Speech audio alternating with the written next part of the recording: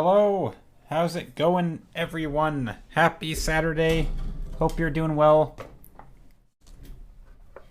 How's the day? Hello, left facing banana. I see your redeem right there. I will get to it in just a moment.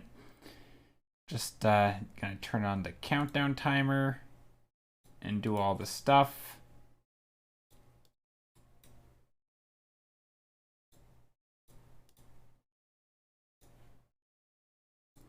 But yeah, how are you?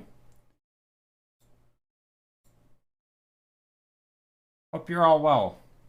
Also, did I ever... No, never mind. I was going to ask if I ever turned off slow mode or whatever. I'm pretty sure I did. I don't think I ever turned it on, actually. Posture check. Yes. Posture check. Also, this is the painting that we worked on last stream. I updated it a little bit. I painted more on it. I added up all this greenery. I don't know if that was the right move, but I feel like it adds a nice bit of color to it.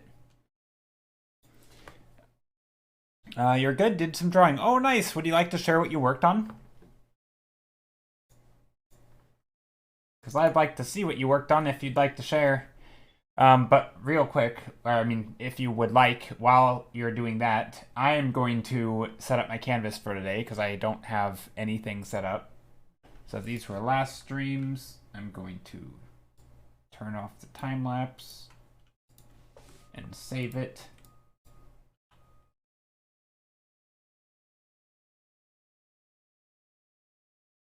Let's take a look. Oh, this is nice. It's a person throwing a ball. I like it. Or I assume there's a ball that they had thrown. I don't see the ball, but they look like they're in a throwing motion. That is nice.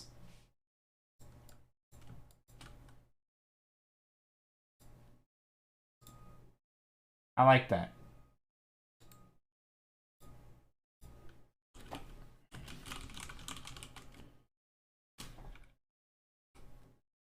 I've tried drawing a person throwing a ball once. It didn't turn out very... I mean, it was more of a gesture sketch, and I think the gesture kind of sort of worked when I did it. But there was no... It was not a finished drawing. It wasn't... I didn't add any details to it. It was just kind of a scribbly mess. But I think it sort of did the job. I'd like to think it did the job. But yours is much nicer than mine was when I did mine. But you know, that reminds me, I should get back into figure drawing or something. I don't know. Maybe we'll see. We will see. Okay, time lapse. Turn on the time lapse. Saving the file. I believe now I have a fully functional grid to paint on.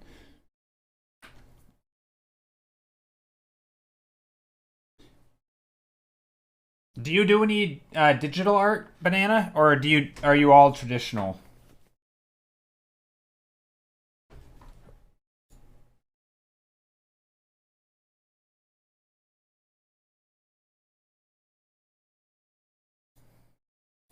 Yeah, I like that. That's cool. I always like seeing drawings like that. Dot dot dot. What do you mean? Dot dot dot. I have if I should know. Wait, what? What's the dot dot dot for? Should I know? Should I know more?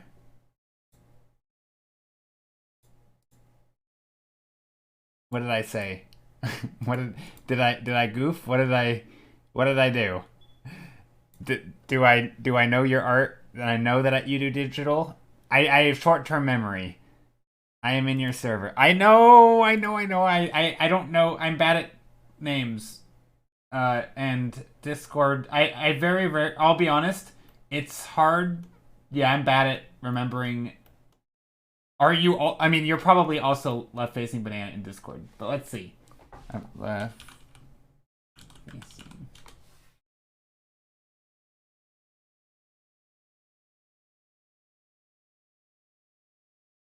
I'm in this. I know. I don't remember. I can't put a face to the art though. Like it's weird how this works, and yeah, it's weird how this works. But like, I know your name obviously on Twitch, right? And I know you're here all the time, and I know that you've been here for a long time. but I can't put it. Okay, I see it. I see it. Okay, I see some of your art. You drew. Okay, yes.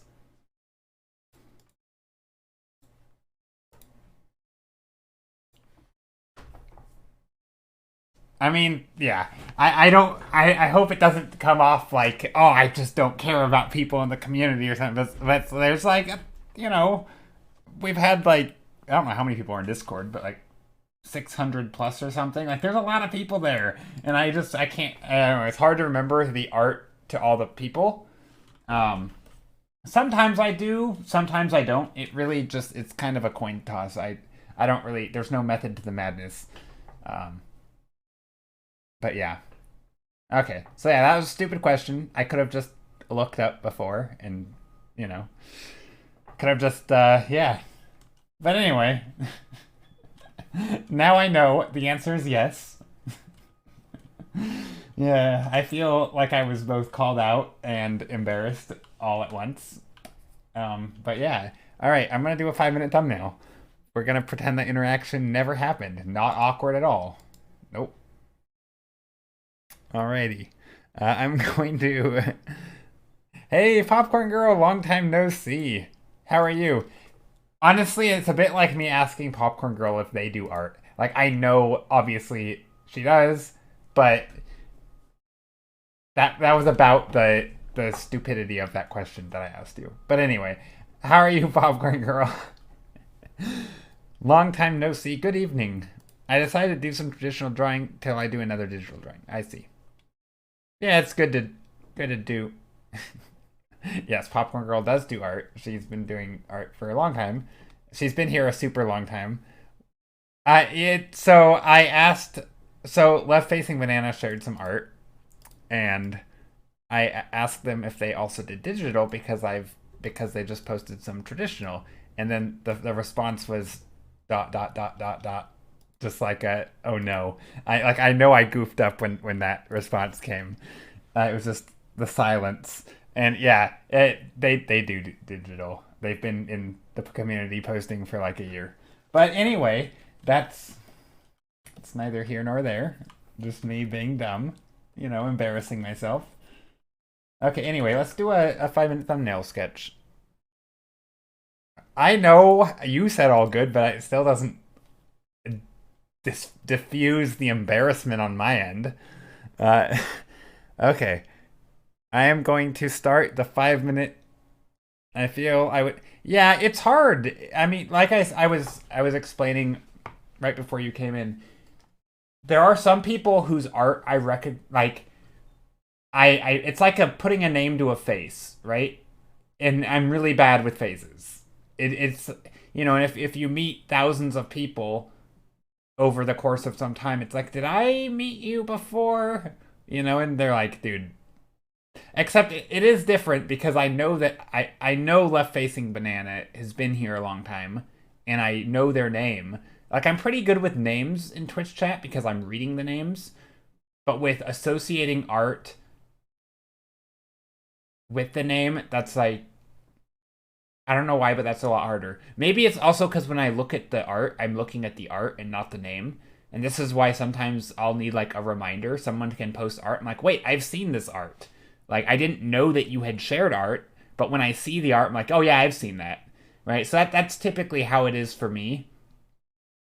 Um, I guess it's more akin to like a multiple choice test where you don't necessarily know the answer, but the second it's presented, you're like, oh yeah, it's that one. It's kind of a recognizing upon having the info in front of you. Um, yeah, you have more of an excuse than me. I have no excuse. Okay, time to do art. Time to do a 5 minute thumbnail sketch. We're gonna try this. Countdown timer starting in just a few seconds right now. All right. This is my warm up of the day. We're gonna go. You know what? I do a lot of tall. Let's do some paintings with like weird vertical stripes or something. I don't know. Maybe not. Maybe greens and yellows. Lots of grays. I want some grays in here. Oops. Ooh, that's a weird brush. Smudge brush. Alright, let's do some... let's see, we can put in some blurry brush, some smudgy brush. That's a weird brush. Actually, it's like the same brush, but it's... yeah. Maybe there's some blues poking through.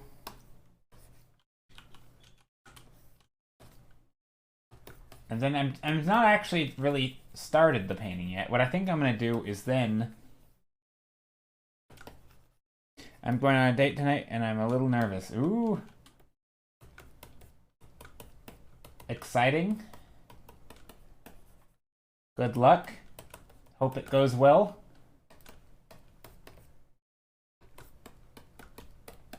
Alright. Now I'm going to turn my screen black and white. You can't see it, but I swear it's black and white. Actually, not quite yet. First, I'm going to take a dark, dark blue. There we go. So yeah, I basically made my painting black and white, and I'm going to try and... I don't know, this might look terrible, but what I'm trying to do is just carve out shapes.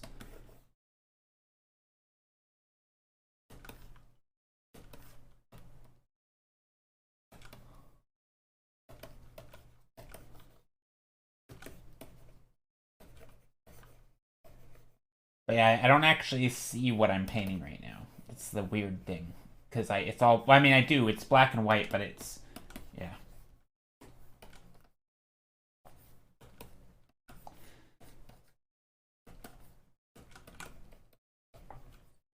Like, I know that this big shape is blue, but that's kind of irrelevant to me because...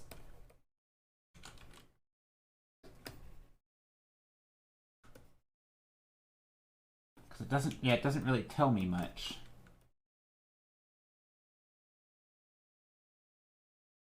I think it's blue.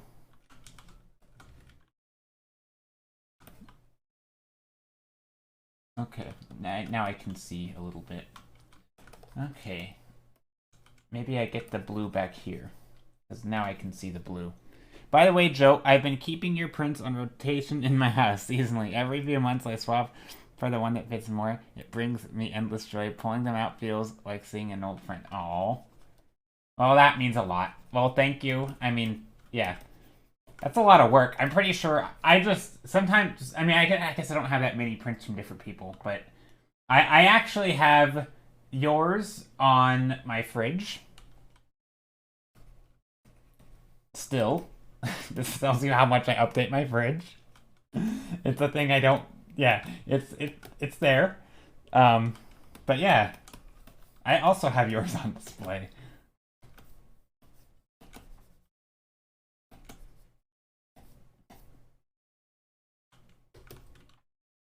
Okay, oh, I need to send you a new one. It was ages ago. Nah, I mean, you can if you want, but no sweat.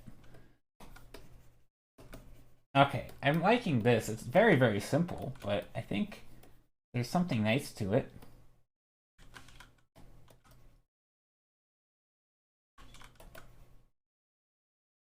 We just watched Lion King, no, was it yesterday? Yeah, yesterday. Thing. And so I'm making these little shapes. Pride Rock style shapes. I don't know, just for fun. For funsies, to see what happens.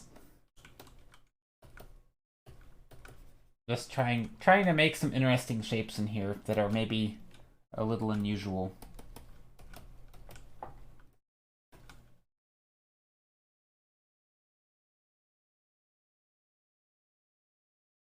Okay, there we go. I like sending letters. I kind of like... hey, Rihanna, how are you? Happy lurking. I kind of like sending letters, but I also, because I send prints, I kind of get sick of it. And then I keep on procrastinating with sending out prints and letters. Because I owe people, you know, I still have like a slight backlog of them that I need to get up to date on. I need like a, I don't know, an assistant who will do this for me for money or something. But I can't afford that, so. Anyway, yeah, there's a quick warm-up thumbnail. It can be a hassle, especially if it feels like a production line. Yeah, that's kind of how it is for me. It's a bit much. I mean, it's not too bad, but I think the real issue is that I oftentimes feel like there's already things that I'm not getting to, and so adding something additional on that is more of I have to do and not that I really want to do. Like I don't have any problem doing things I want to do, but it's like like cleaning and organizing things and doing taxes, right? Or like sending out letters. Like although sending out letters isn't too bad, but it's typically not things I want to do. It's more of like I mean it's mixed, right? Nothing's that black and white, but it's a bit of I want to do it, but it's more that I feel like I should do it and I want to do things that are right, right? And I feel like it's the right thing to do. And I want to do that in that regard, but yeah, it's not like in the moment. It's not like, oh boy, I'm loving this, you know. It's like it just feels like it's a little tedious, kinda, sorta, packaging stuff, and also maybe it's I don't know what it is. And I feel like at some point I run through stamps and stuff fast enough that I have to like, I'll run out and I'm like, oh, now I got to go to the post office, and then I put that off, and things tend to get pushed back a bit. So normally I wait till I have like, 5 or 6 prints that I need to send out at a time, so I can just kind of production line it, which isn't that bad, but anyway. Okay, thumbnail number 2. Let's try to go in order today. What to do? Well, let's see. I'm going to try the same thing I did before. I'm going to pick a few values.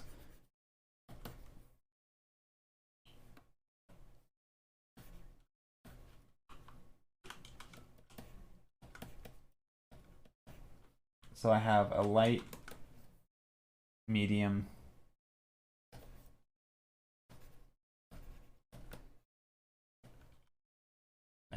now I have my 3 values, but kind of not. I don't know what this red's doing, but it's kind of fun. Hey, Beer Runner, how are you? Happy lurking.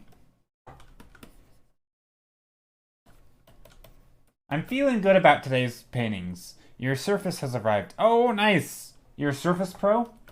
Or Surface are they all called Surface Pros, or is it just some are just Surface? I don't actually know enough about. I'm a dinosaur when it comes to new tech.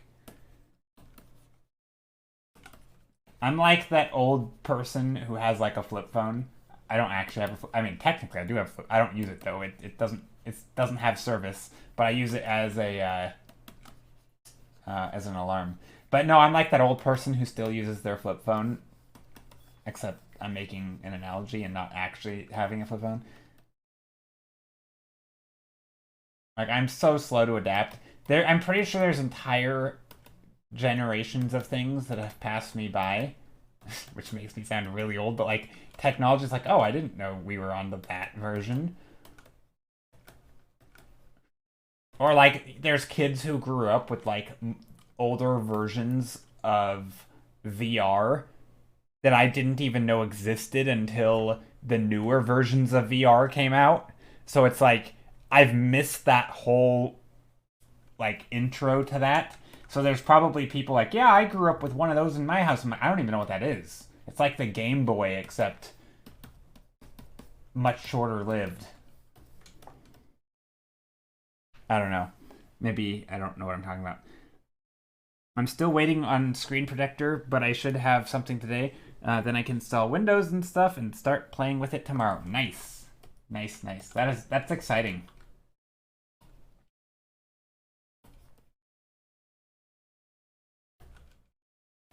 Alright, what am I doing in this one? Let's see. I like this. Let's do some reddish colors. Pick. Pick. What, picking what? Pick a number between 1 and 1 million. Oh gosh. 4 million. No, sorry, 400,000. We're gonna do what Decoy Jamin said, but I'm gonna go with 400,800. Wait, 400. I'm gonna have to type it out. No, I'm gonna write it down. Hold on. My number is going to be 483,001.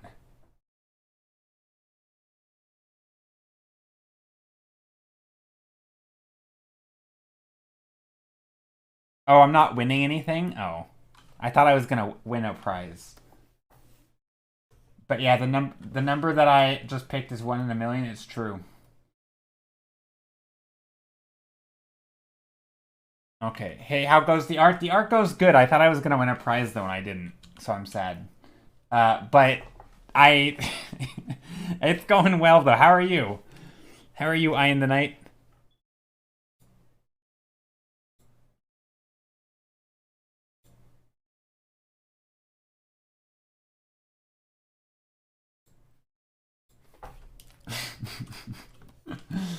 All right. Let's see. I'm doing some art though. I'm happy with the first thumbnail. I think what I'm going to try to do is focus more on values today than anything else. For a long time, I have not been doing that when I paint.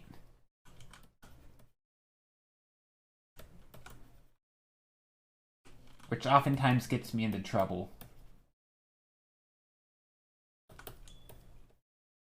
Or gets my paintings into trouble. That's probably a better way to say it.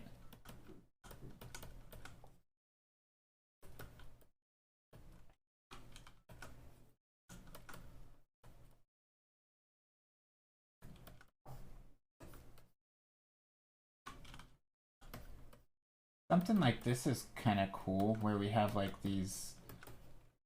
I mean, I've done stuff like this before, but maybe get some of this red under... Ooh, that could be a thing where like we get red underside of these...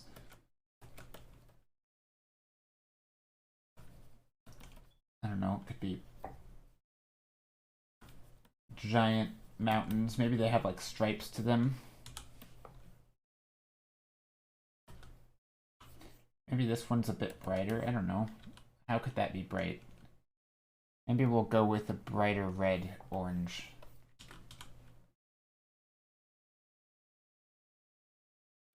Something like that could be fun. I'm good. Have gotten some art progress this week. Oh, nice! You know, this has been a productive week for me as well with art. I mean, kind of productive. Like, I mean, when I say productive, I mean like a 3 out of 10 instead of a 2 out of 10. That's what I mean when I say productive. Like, I don't feel like I'm a very productive person when it comes to art. But I definitely was more productive this week than I was in previous weeks leading up to it. So, yeah, I feel good about my arting lately.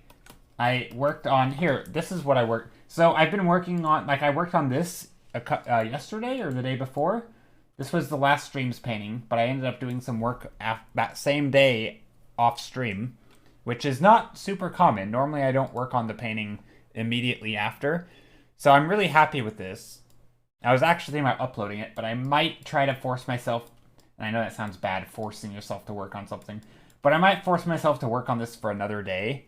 But I think it has a ton of fun little colors in here. And I'm really happy with it. I think...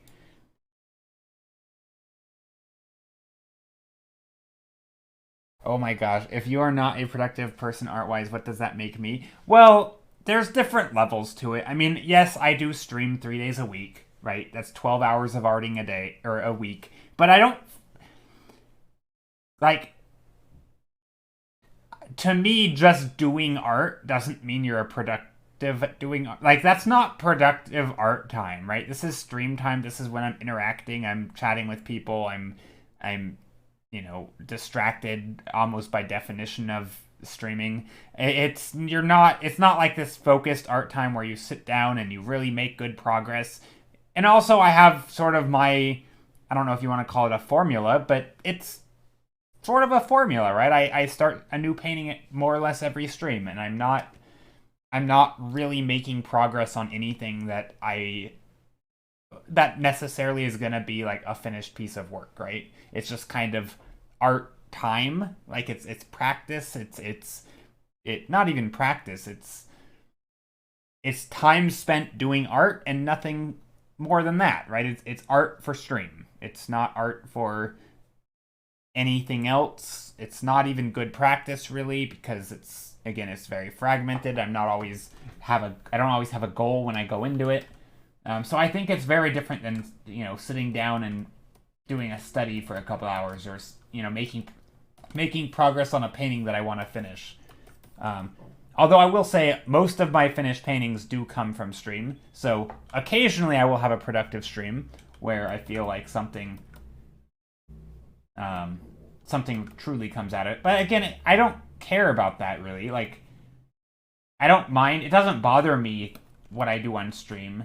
That it doesn't turn into finished works. And actually, I kind of, in maybe some ways, I celebrate that.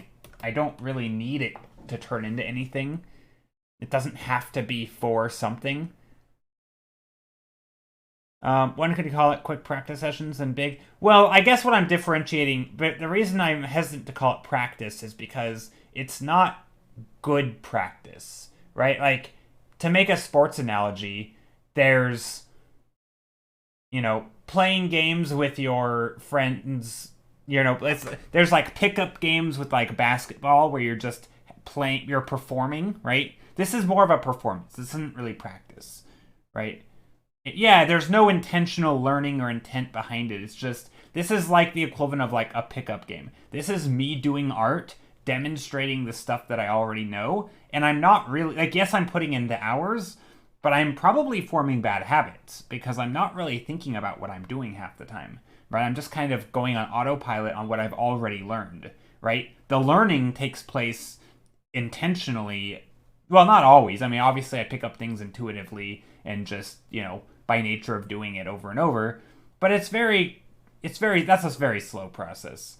If I feel like if I actually want to learn something, I'll go out and, I know enough about art in general, like art concepts, that I can kind of go and pinpoint what I want to learn. So, I can, basically the fundamentals, right? It's like, I want to focus on edges or brushwork, or maybe I'm going to experiment with brushes and learn learn my tools better, right? There are different categories, and I'm not always experimenting in all those, right? I typically experiment with colors, right? So you could argue I'm learning colors on stream. And that's probably about the extent of it is colors and that. But like even like compositions, that stays pretty stagnant. It doesn't, I'm not like pushing the boundary. I've said this a lot. I'm not being innovative on stream.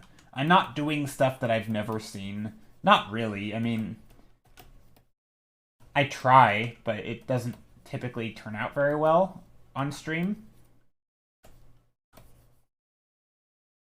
And in some ways, that might be a reason why I can do a 5-minute thumbnail that looks better than my longer thumbnails. Because when I'm doing my longer thumbnails, sometimes I am trying to, add a little bit of something into it.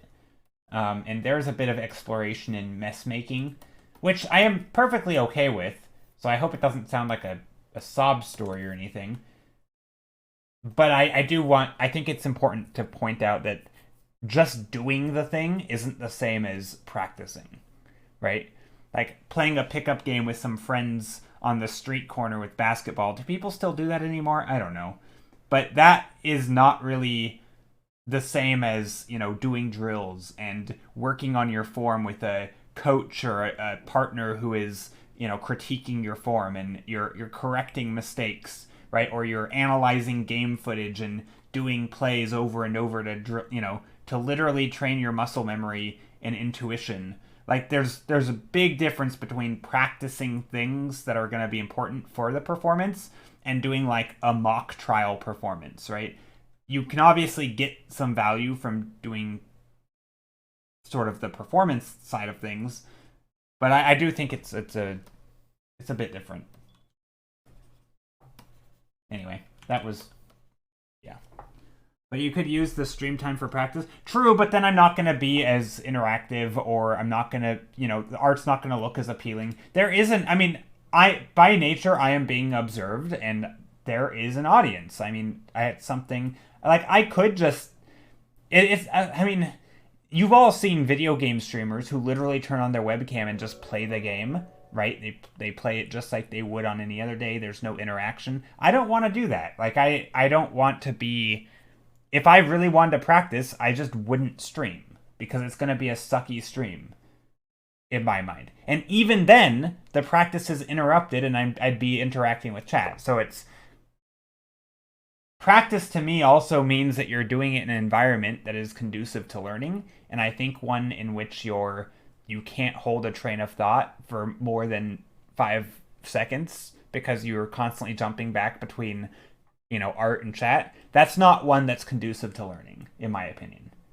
I think you need long stretches of time to really soak it in and think critically about stuff and sort of marinate in it. And I don't think stream really allows for me to do that.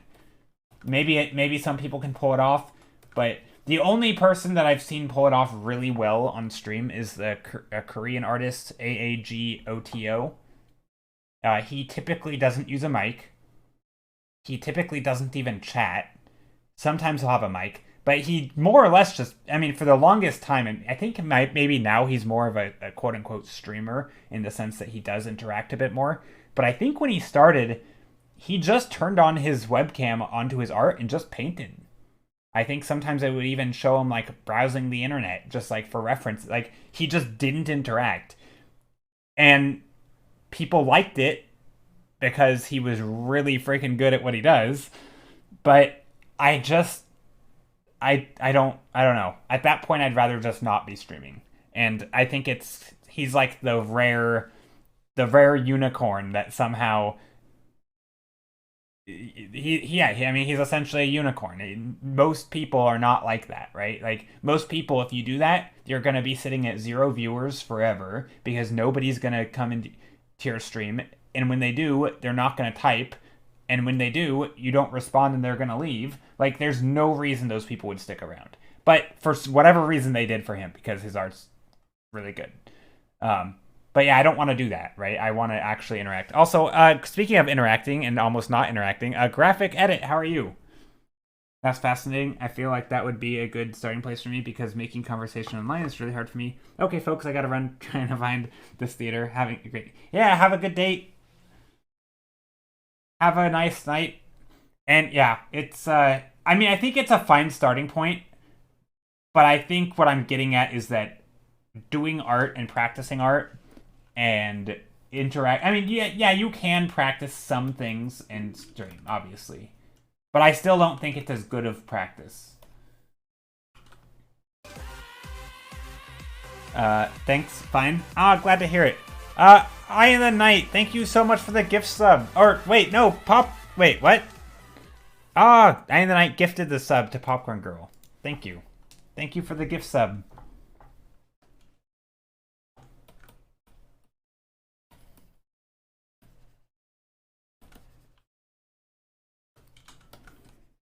I really appreciate it, Eye in the Night. Popcorn Girl's still here. You didn't run off immediately. Okay, anyway, next quick thumbnail. Okay, what to do? I need colors. Name some colors. What's a good color? Not even a good color combo, just like one color. Maybe like a grayish orangish. Ooh, I think it was in Sourpuss's stream today. Vana had a really nice turquoise. Okay. Is that Wait, that's teal. What's turquoise? Wait, what's the difference between teal and turquoise? Hey, Kath, how are you? Is turquoise more blue? Is one of these turquoise? Yeah, what the heck is turquoise? I know what turquoise. Okay, and then teal.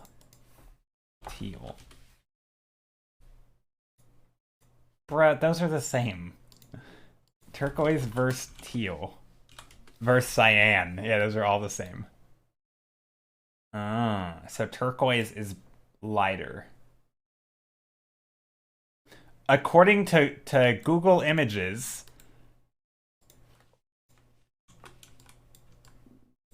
this is the difference. Also, look how wrong I was in this. This is way less. Okay, this is what I thought teal and turquoise was. This is neither teal nor turquoise. This is like, okay, so this is a little closer to teal. And then dark. Okay, so turquoise is like just a dark teal with a little bit more blue. Okay. Dark teal with a bit of blue is turquoise. Also, this isn't quite the same, but it's... Okay, I went too green. Okay.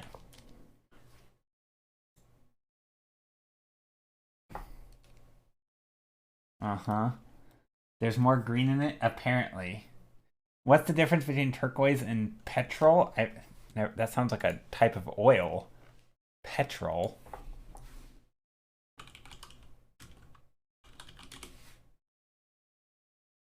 Oh gosh, petrol looks like it's a little darker. Gosh, it's so hard to know though because when here, let me take a screenshot of what I see. When I look at this is what I see. So like none of these are even nobody can even agree what this is what I get when I type in petrol color. So like clearly nobody agrees to what the color is. And the same happens for all the other colors as well. Like nobody actually knows what anything is. So it's just like I guess it's a blue. It looks like it's a little bit more blue maybe. If I were to average these together, my hunch would tell me that it's a little bit more blue. Darker turquoise? Darker turquoise? No way. This is darker. It's like a blue or teal. I think it's a blue or teal. I think that's what it is. Right? I'm literally just moving. Yes, I don't think it's darker. I mean, maybe a little bit. But I think it's, if I make my screen black and white, I'm pretty sure it's about the same darkness. It's just a little, yeah, that's weird. I am the Night, thank you so much again. What the heck, you're so generous. Thank you for the sub.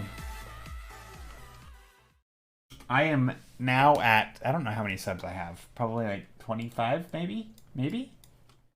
Thank you very much, I am the Night.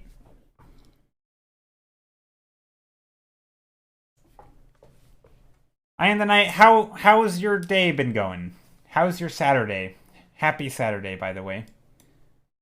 But yeah, I think the distinction in my head between practice and studying and all those things, I think I'm a bit more nuanced in my take than some people. I think to some people, practice is more or less just the same as doing the thing. And I do think this is a really fascinating conversation, or at least it's, for me, it's a topic that I like. Yeah, I like it a lot, but it's, maybe other people don't. I don't know. Don't forget to slide the show again. Thanks.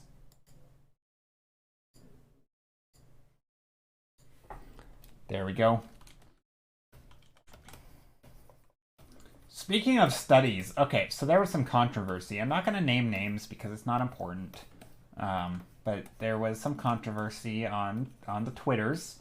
I retweeted a tweet by somebody who was like, oh, here's a daily painting or whatever.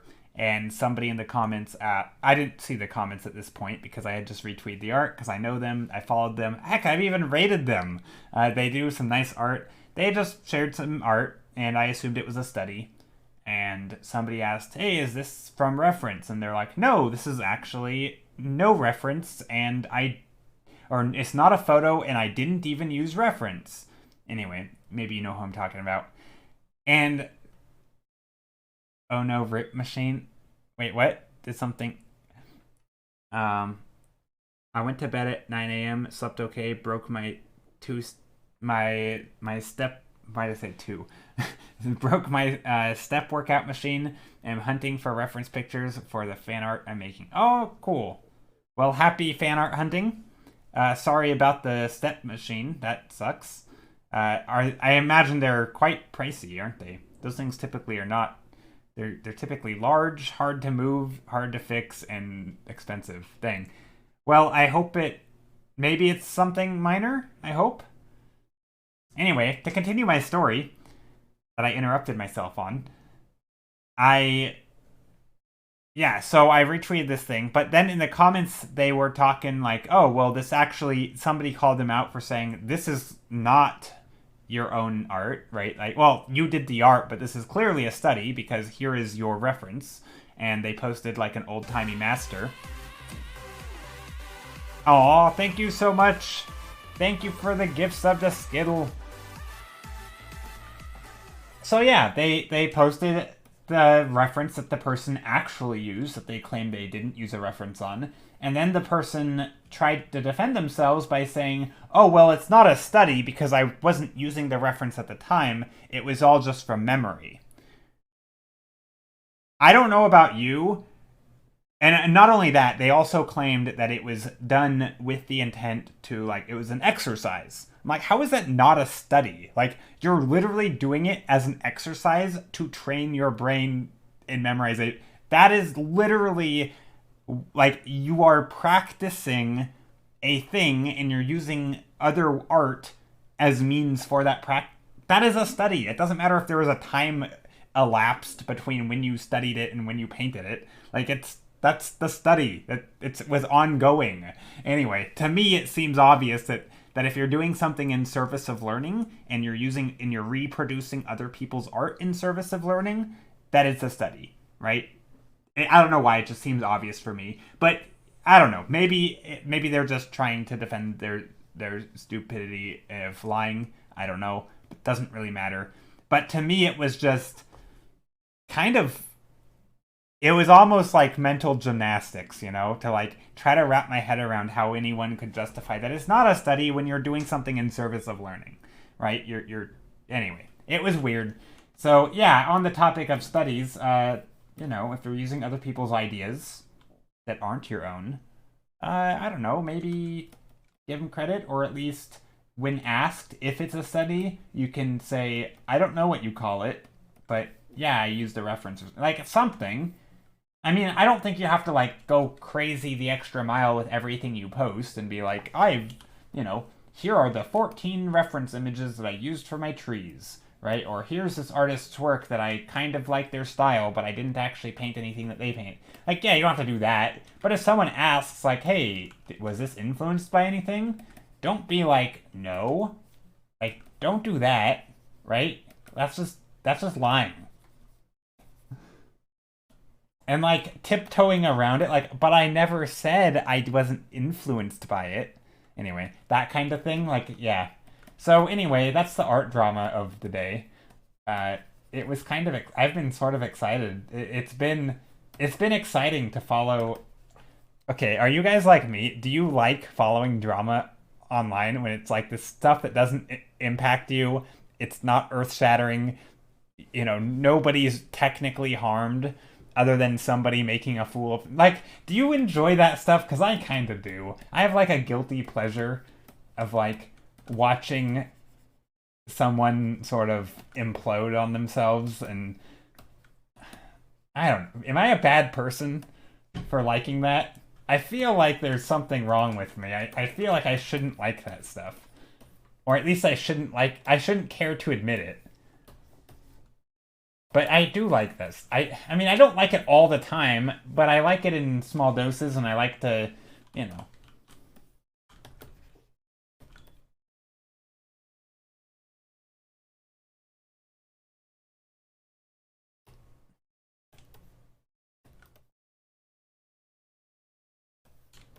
Maybe I'm just strange.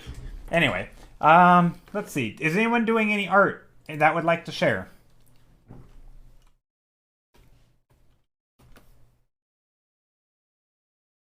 I'm just gonna assume that other people don't like sort of Twitter drama and stuff.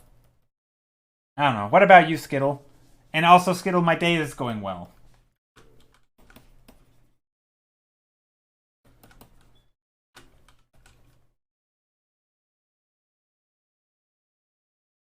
And you may not answer, but that's okay.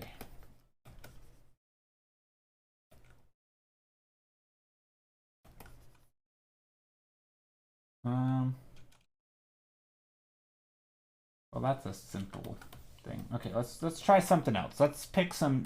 So I'm trying a slightly different process today. Slightly, not drastically. I guess it's the definition of slightly. But what I'm doing is I am picking colors like normal, but then I'm sort of interrupting my own process and I'm flipping it to black and white so that I can really focus on values and making interesting sort of value structures and combination. So like if I make this black and white, like this one, you can tell exactly what I did. I really focused on making well-defined shapes of light and dark. And this one I did to a little bit, but for example, I feel like I should have some light in here. Maybe.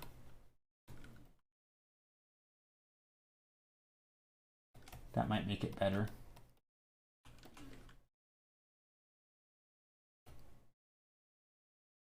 But yeah, so I've been really liking starting out quite abstract, I guess, with my colors, or not even abstract, just a lot of different colors. Yeah, I don't think I want to get into the greens here. Hey, Ivana, how are you? Beautiful painting, by the way, in Sourpuss's stream today. You did a really nice job. I love the sky. All the little subtle grays and blues and stuff. Look good.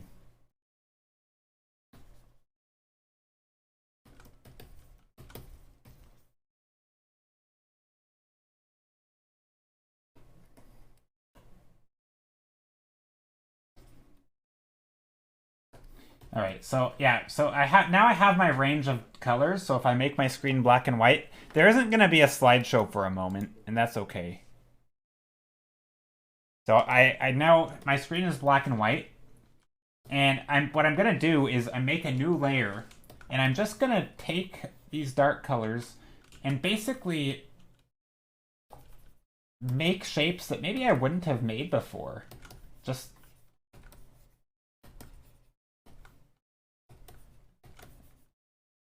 maybe I go like this or something and just start filling in these shapes. Trying to find something in the mess.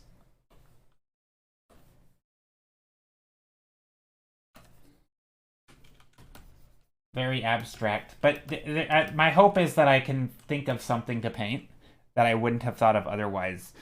Zwee's back. Zwei back. How are you? And Vana, how are you today?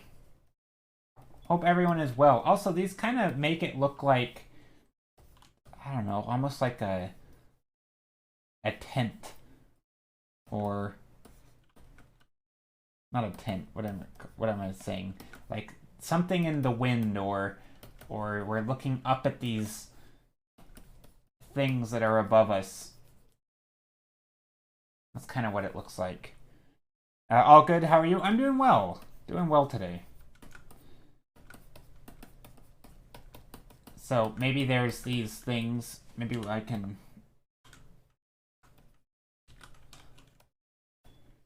It kind of looks like I'm looking up at stuff, so I think I'm going to use that as my perspective. So I'm trying to make these shapes overlap.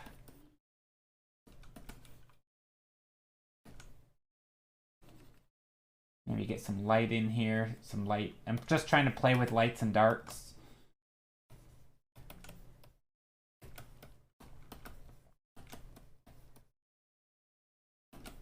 And again, I don't know what these shapes are going to be. And I don't know if the colors, I don't even remember what colors I was using.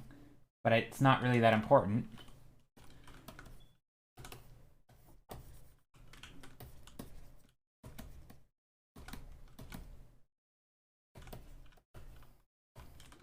I feel like this could go in here, maybe. I don't know, maybe not.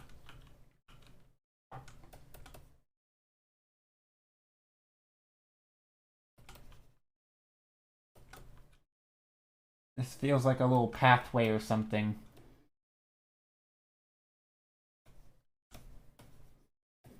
And maybe I'll just make this whole front area a little bit darker.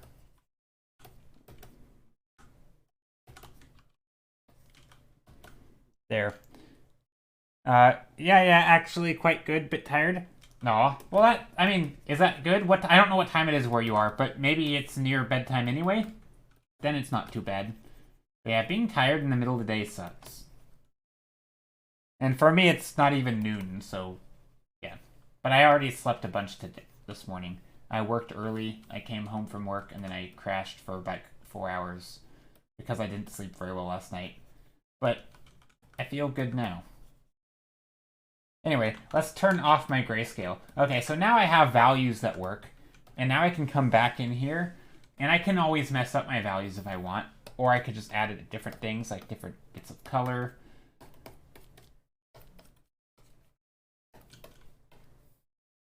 Or whatever. I mean, this does change the values, but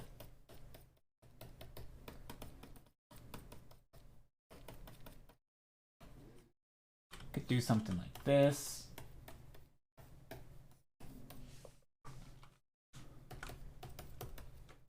Basically, the goal here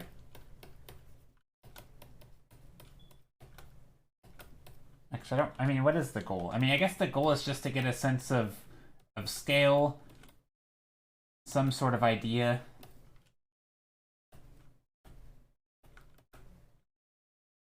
Come up with something. And I like this. I think this kind of thing sparks the imagination, at least for me, where it's like I could imagine like an entire world down here. There could be these lighter shapes, right? There could be light coming down. There could be buildings down here. This could be like, it could be a large tree of some sort. I don't know what this is. Maybe I don't want that thing there.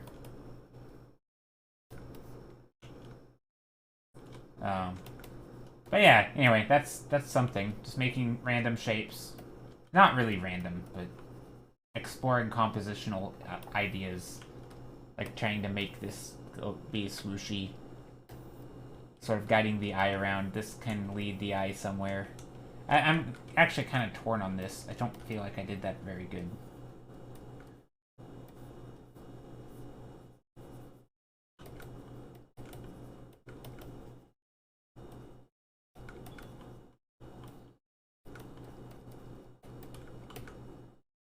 Maybe like that. I don't know.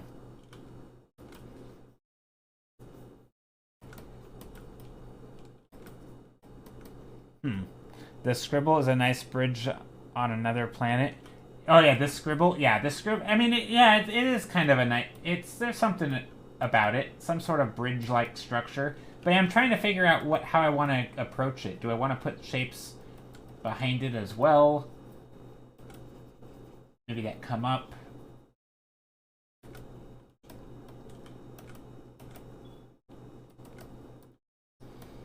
And I don't really have any clear idea of what this is. Like, you know, if this is another planet, what is it made out of? What are, you know, what sort of stuff? But I think it's fun to just do these little, these little scribbles. That's a good word for it. Anyway, next painting. I said I was going to go in order, and I clearly did not. Zweeback, have you done any art lately? Has anyone done any art? I want to see the art. Share your art. It's a requirement. Also, wait, is this the last Saturday before I leave and take a vacation? No, never mind. Next Saturday. I'll be here next Saturday. I guess it's not quite a week yet. Dang, I thought this might be the last Saturday. I guess this coming Monday is going to be the last Monday that I stream before I take a week or two off. Or a week and a half off. It's weird. I haven't really taken any stream days off in years. I basically haven't missed stream, in like 3 years. It's gonna be weird. I'm a little nervous. Not really to miss stream, but just, it's a weird thing. I made more progress on the bird, feeling close to finished now. Just a bit more polish. Ooh, let's take a look, Vanna. Oh, I like it. I actually, so don't take this the wrong way. I can't actually tell the difference between this and the last time I saw it. They both look great. I feel like maybe did you brighten up the background more? Does it stand out, I think? I feel like maybe you made the silhouette a little stronger. Or maybe not. It's hard for me to tell. That is a lot of detail, though. You did a good job on this.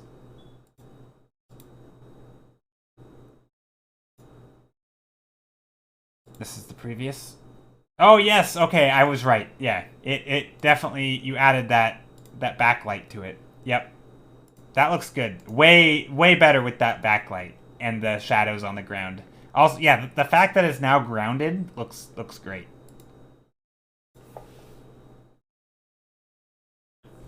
Yeah, Skittle. You were gifted a sub. I Am the Night gifted a bunch of subs. We got like 3 of them. So thank you again, I Am the Night. Sorry for your English is unfortunately not quite good enough to understand you properly when you speak so fast. Oh no! I'm sorry. I asked if you had been working on any art lately, and if you'd like to share.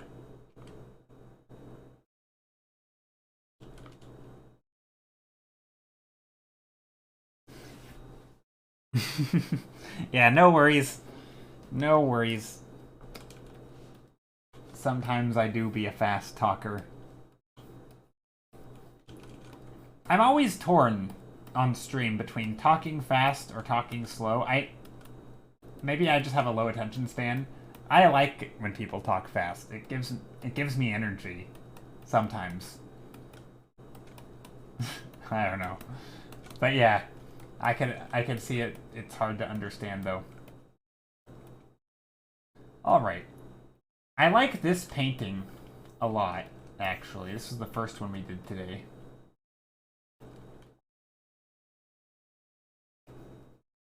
Let's try something similar.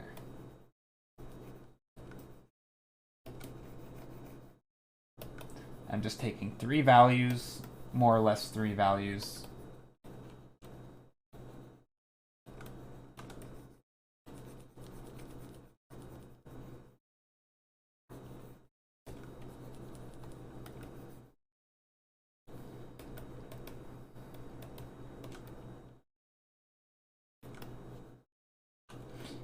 Oh yeah, I forgot. I could have posted your art progress too. Oh wait, this is. Oh wait, I already saw that. Post arts, yes, post arts. It's required. It's not required, but I do love seeing what people are working on. It's honestly, it's so weird. I don't know. I don't have a good reason for why I like it so much, but it really does. It's like a comfy feeling. I don't know, something about seeing people's art that they share just reminds me why. I don't know, it's like a reminder that I love streaming. And I know it's strange because they aren't really connected, but like obviously you can share art or do art without streaming. Yeah, I don't know what it is, but I really like it, and it always makes me happy when people share art.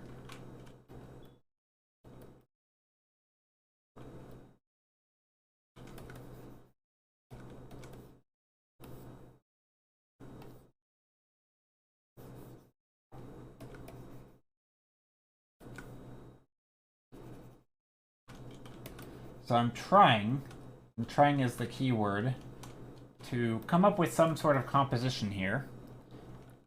Oh, I'm back in black and white. Let me change it to color so you guys can see it. There we go.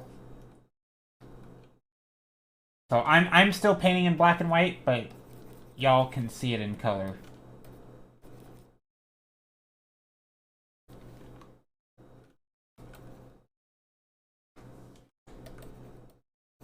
And if you don't know, if you have never been here before, which I don't think we have that many new people today, probably, but if you don't know, pressing Control Windows C is the cheat code for grayscale.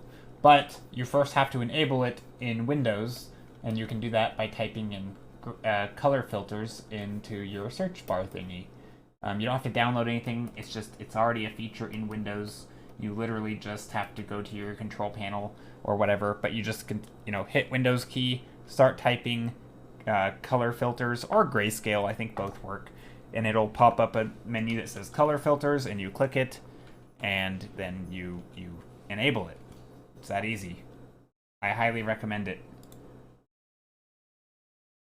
I like to visit you. I like to see what you do. I've already learned a lot from it. I also like to follow you on YouTube. That's more than 1,000 words. Wait, more than 1,000 words.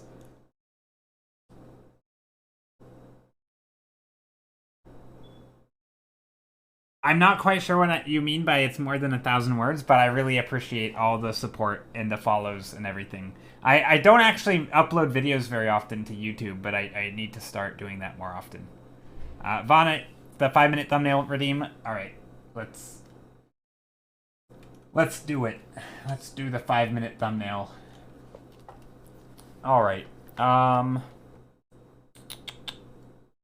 Countdown timer engaged. Here we go. 3, 2, 1. Beep. I need like the Mario Kart sound for the 5-minute thumbnail.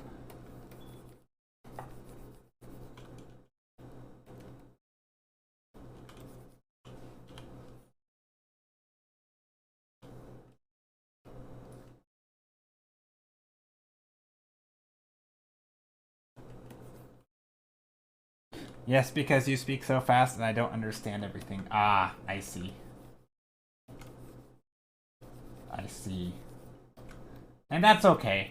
Most of what I'm saying is not very important. I do a lot of blabbering.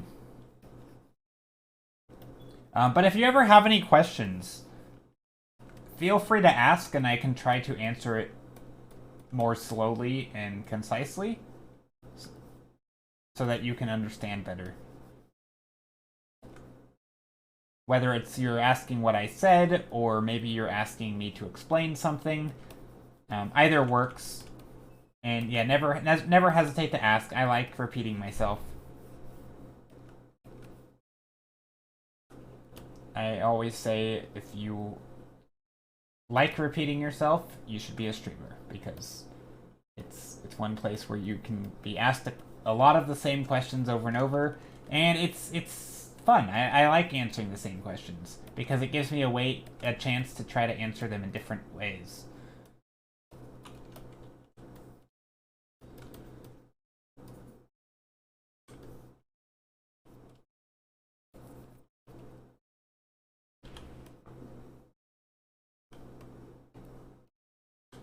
So right now I'm picking like a warm color. It's not a very nice warm color though.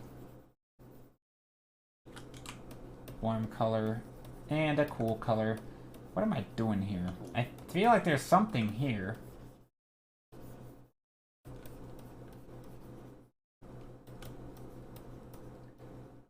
I was gonna say yellow and you just chose it. Mind control. Yeah. Well, I had a cool color already, and so I needed a warm color. I mean, that's typically how I will start things, is like basically just interplay between warm and cool, and if I don't know what to pick. I feel like if you're someone who either watched me or if I like taught a clone of myself who didn't know what I did, but like it was me teaching them, I feel like I would remake the same, like, I feel like you could predict pretty accurately which colors I choose and why and all that stuff. This is a slow thumbnail. Hold on. I'm going really slow here. Sorry.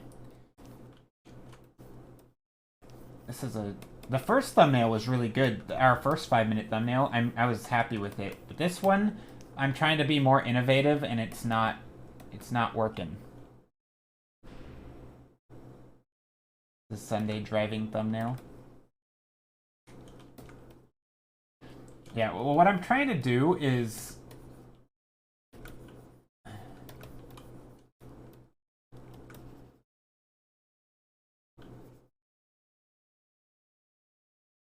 I'm not really sure what I'm trying to do, to be honest.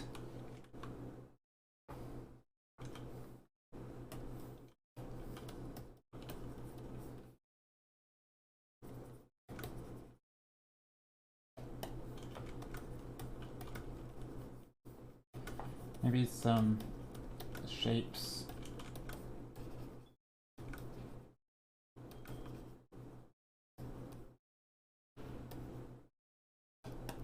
Yeah, I'm gonna run out of time here.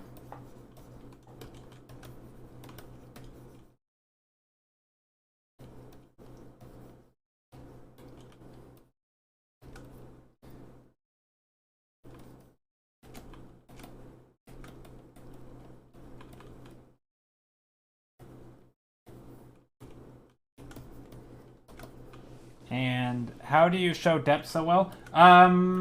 I probably just mostly. I mean, there's okay. This I have a good response to this. Give me 1 second. This one is taking. I'm failing this thumbnail, but the short answer is I think there are like 3 main like fundamentals to show depth. There's, well, technically 4, but one doesn't really apply to what I do. It's more applies to like smaller objects. Oh, this does not look good. No, that's okay actually. Whatever. I'm just gonna glow dodge the heck out of it. So okay, I am gonna. I swear I'm gonna answer you. Okay, wait. The timer's already done. I failed this thumbnail. That's okay. Yeah, I don't. Anyway. Okay, yeah, you can download my brushes. Yep. They're pretty simple. I don't use a lot. Okay, so to me, there's like 3 ways to show depth. There is, I guess I can just point them out in my painting rather than doing the like a demo.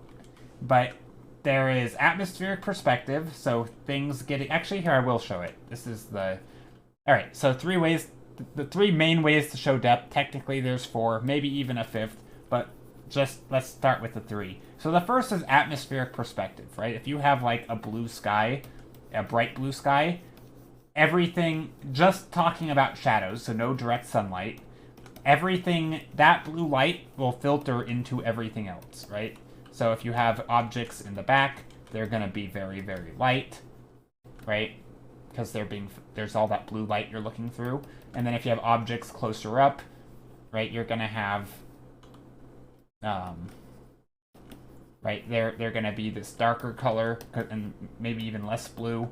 And then if you have an object in the foreground, right, they're going to be even have less blue shine, right? And so if it's a shadow, right, because I'm just talking about shadows here, it's going to have less of that blue. And if blue's the only color, it's going to be black, right? So that's why oftentimes we'll start darkest in the foreground, is because you don't have as much light making its way into those shadows between your eye and the shadow color that you're seeing. So that's called atmospheric perspective, right? Maybe there's some trees up here, right? And some smaller trees back here. Here are trees, right? And then this could be a tree. And I'm, of course, putting those colors back in the background that I deleted because I wanted to make this into 2 trees. Okay, so anyway, there's some trees, right? So that's the first thing, is atmospheric perspective. The second way to add depth is overlapping shapes, which I also did in this painting, right? If you put an object here and you put an object here, right, you can kind of tell that there's some depth between them, right? Because they're clearly, if this is on the ground and this is on the ground, right, there's like lines here to show perspective, right? You can kind of tell that these objects, there has to be a space between them, right? So that's what putting one thing in front of the other does, right? It tells you that it's in front of it. Pretty straightforward. And then the other is scale, right? Instead of drawing this square at this size, right, you would draw it smaller and upward towards the horizon line, right? So it would be like over here, right? So it's further back in the distance, right? Wherever your vanishing point is, right? And so it's smaller and further back, right? So if you combine all those together, objects get smaller as they get further away, right? Or larger as they get in the distance. There's overlapping shapes. Or actually, let's go the other way. There's perspective, right? So you have scale. So you have linear perspective, which is, also scale is part of it. Things get smaller.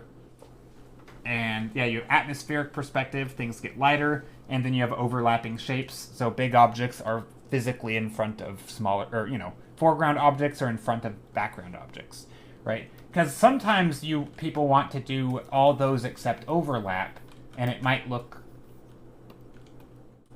Hey, I'm doing well. How are you, Snake in your boot?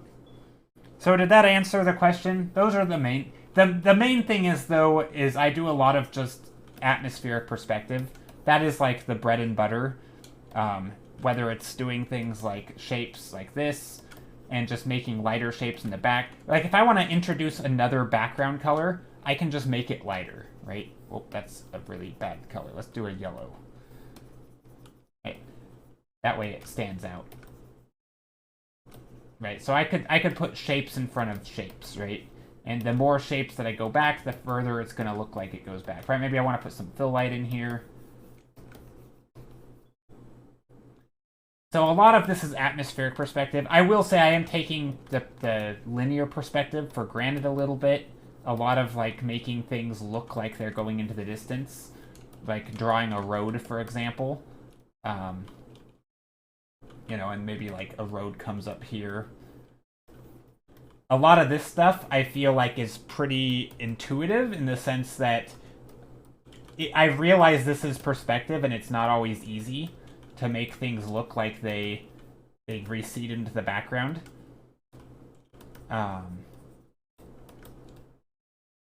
Maybe we'll put things in the foreground here.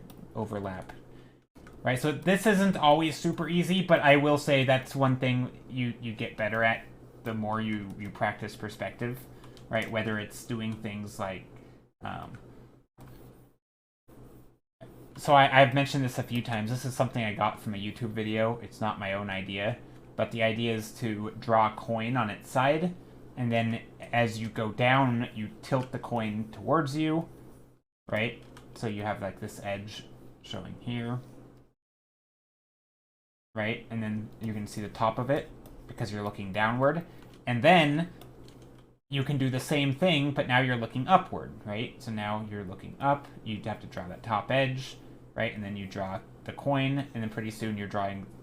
So doing this can help remind you that even this flat circle, like if I was going to draw a lake, right? And I was going to draw this bottom edge of the lake in here. Say I wanted to draw a lake right here, right? This bottom edge might be a circle. But as I get closer and closer to the eye line, the horizon line, the layers of depth, yeah, is even more thorough than usual. Yeah, probably. But as you get towards that eye line, right, your lake now flattens out, right? So if you want to draw a lake back here, you're going to draw it like this, because this is your eye line. So that's another thing, is like, and this is something I take for granted because I don't explain it very often. If I'm going to make lakes, right, I might make this puddle. So I oftentimes start in the back, but I start very, very horizontal, right? These lakes are basically laying flat on the ground.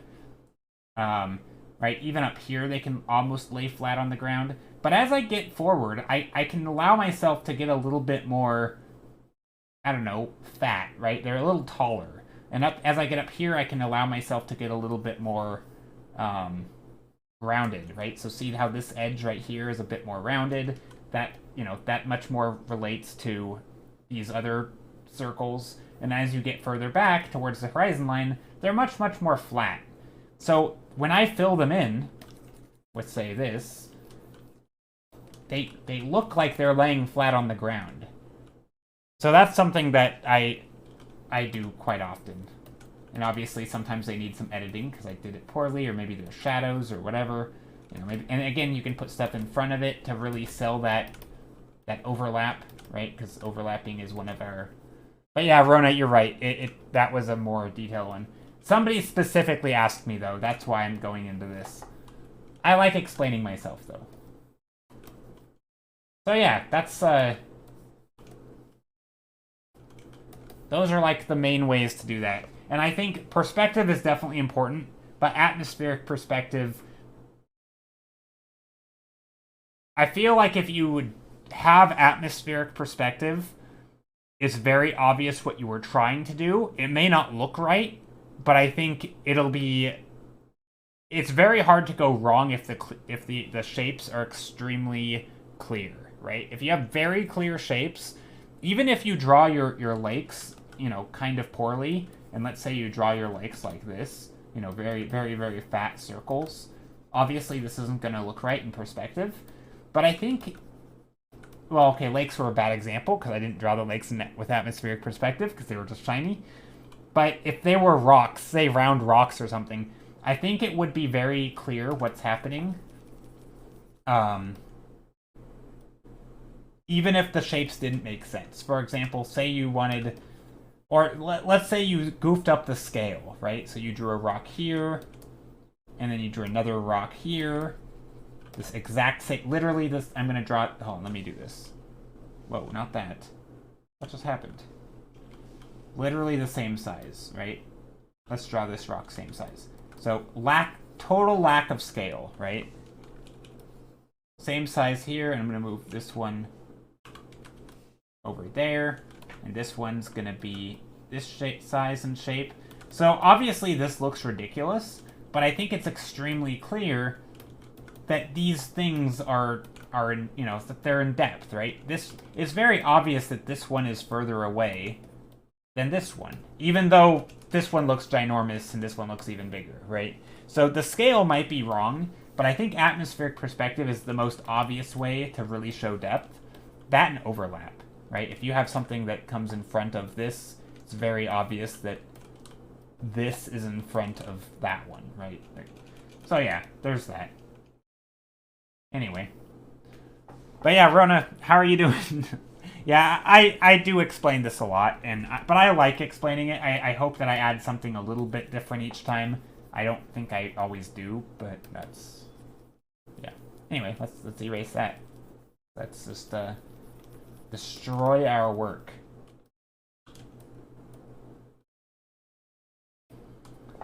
Yeah, I mean, I think there's always going to be somebody who has never seen that explanation before, or hasn't seen it live, or if they have questions they can ask. Repetition is essential for learning. I mean, I think so. That's the way that I learn, is through repetition and kind of pattern recognition. And maybe this is why I really like things like chess, for example, is because it is really just pattern recognition. And doing these things over and over. I mean, it's not entirely, like, I love the understanding behind it, but I think it's somehow understanding why the patterns are the way they are is even more exciting, right? It's not like I'm just a computer who only learns the patterns. I am also fascinated by why those patterns happen, which is where things like this come into play, right? Like, why do you make things flat as they go further back? Not just, oh, that's the way it is, but no, it's a result of your eyes, right? Of where things are situated, in relation to you, right? If you look at something, a coin on its side, it's going to look like a line, right? That's not, I mean, I think everybody can understand why that's happening. It's because you can see less of it. And the same thing is happening with, lakes in the distance, right? You can just see less of the lake when it's on its side. Anyway, that's, yeah. So I like repetition. It's good. But I also understand some people might not, so... but that's okay. Sucks for you. Too bad. Alright, I need to take a drink of water. Also, I ran out of... well, I normally add a little bit of milk to my tea, and I ran out of milk, so I didn't make tea. So I'm sad. No tea today.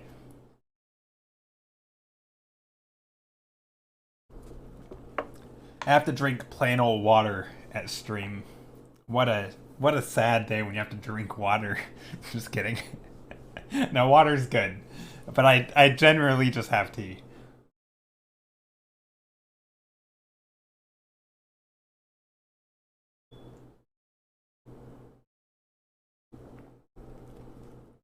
I know, no tea. Yeah. All right, let's do another. But let's focus on depth.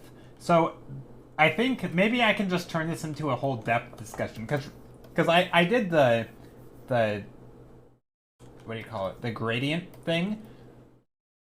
Water is just flavorless tea, exactly.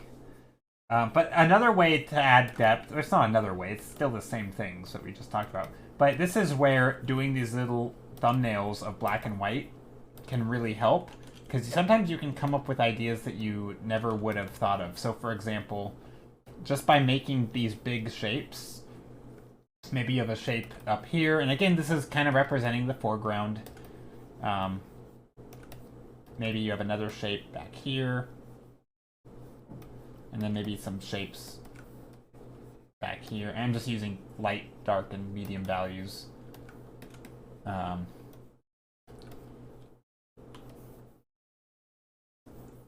Maybe this is like...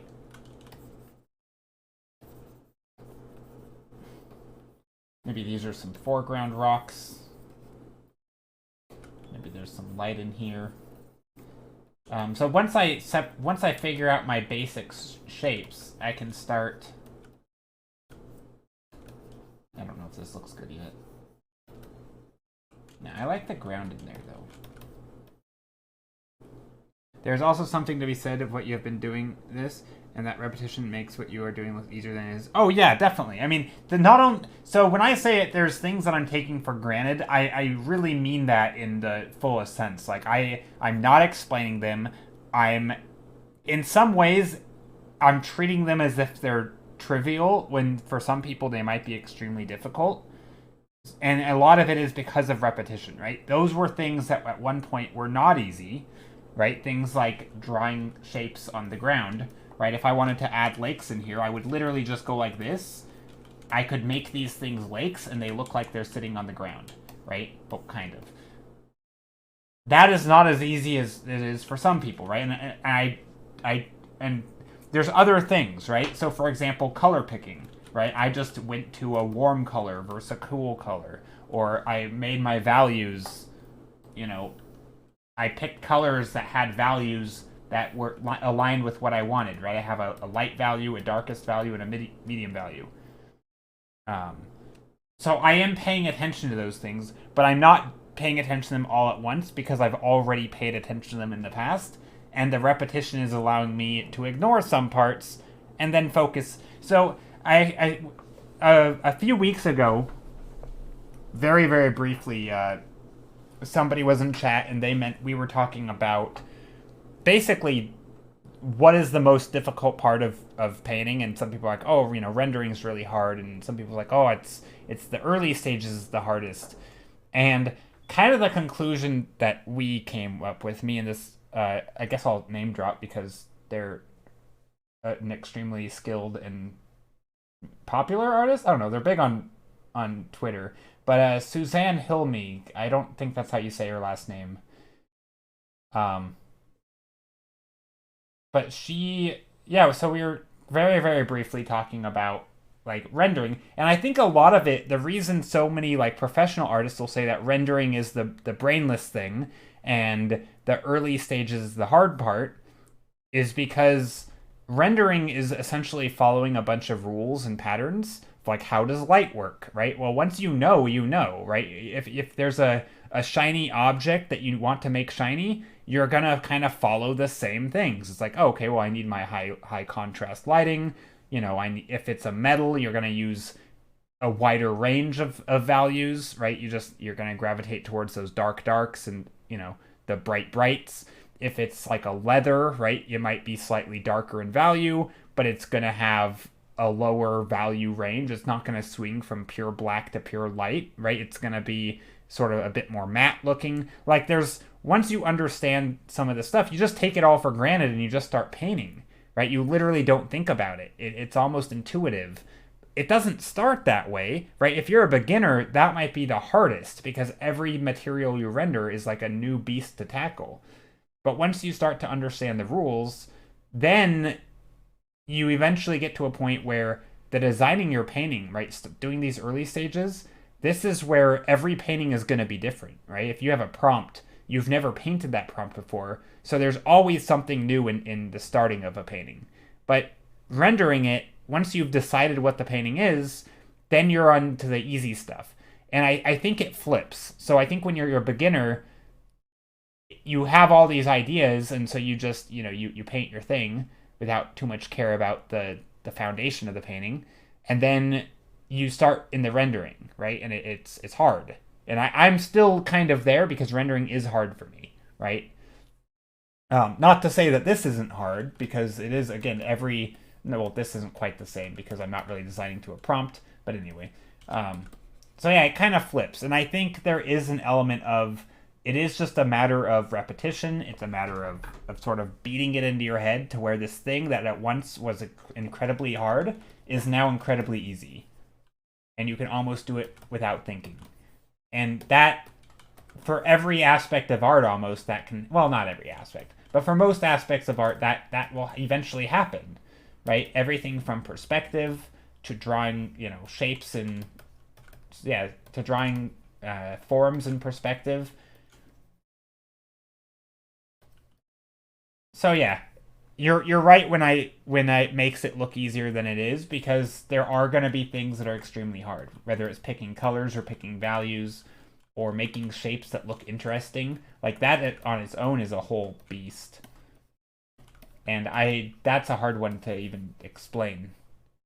What learning resource do you use in your early stage of making art? So I think my early stage of making art, thank you for the follow. Alvaro Afanador. Alvaro Afanador. Thank you for the follow. So I think early on. So, okay, so let me. It's really hard to go back and, like, get into the mind and, like, try to remember everything. And I didn't keep a journal or anything about, what I learned and when. However, I think the general sort of map of me learning, and it wasn't specific resources, but let me give you an overview first. I think the general map went something like, or the journey went something like this. I obviously liked painting, right? So I liked it enough of just doing it for fun, kind of, to where I eventually wanted to learn. And once I really realized I could learn, I really started to seek out stuff to learn. And so the first real step past just liking to draw and wanting to get better was basically just binge watching or learning stuff. So it was like the theory, and I know some people would hate this, but basically learning what the fundamentals were, just learning, oh, perspective's important, learning what values are, learning some of the language, listening to artists talk about it, watching a lot of videos of really good artists paint demos, whether it be live or recorded, just hearing them talk about the language, because at some point those kind of gave me like the roadmap of what I can go out and pay attention to. So then the next step was kind of paint on my own, right? Paint whatever I want, but pay attention to those things, right? And then also go and find artists who do those things really, really well. So there's a little bit of observation of other people. There's a little bit of learning these new terms from YouTube or books or whatever. And so there's a little bit of all of that happening. So yeah, it wasn't just go out and draw. It was drawing, but also having some sort of idea of what I could be learning. Does that make sense? So it's just kind of a lot of, I guess, it is essentially practice, but it's practicing and knowing what I'm practicing. And I didn't always do that. I obviously drew the things I wanted to draw, but it was always like, I sort of, from the start, I sort of had the tools to critique a little bit. Plus just, joining online communities, sharing my work. Occasionally people would do like a quick paint over, or I'd listen to other people critique their work. I mean, honestly, it's just, as stupid as it sounds, it really is just like the fundamentals.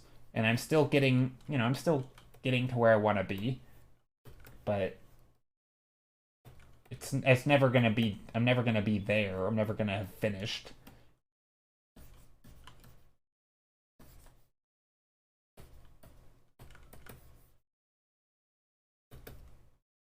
But yes, okay. So, do you recommend any? Yeah, yeah, I do. Here, we actually have a thing.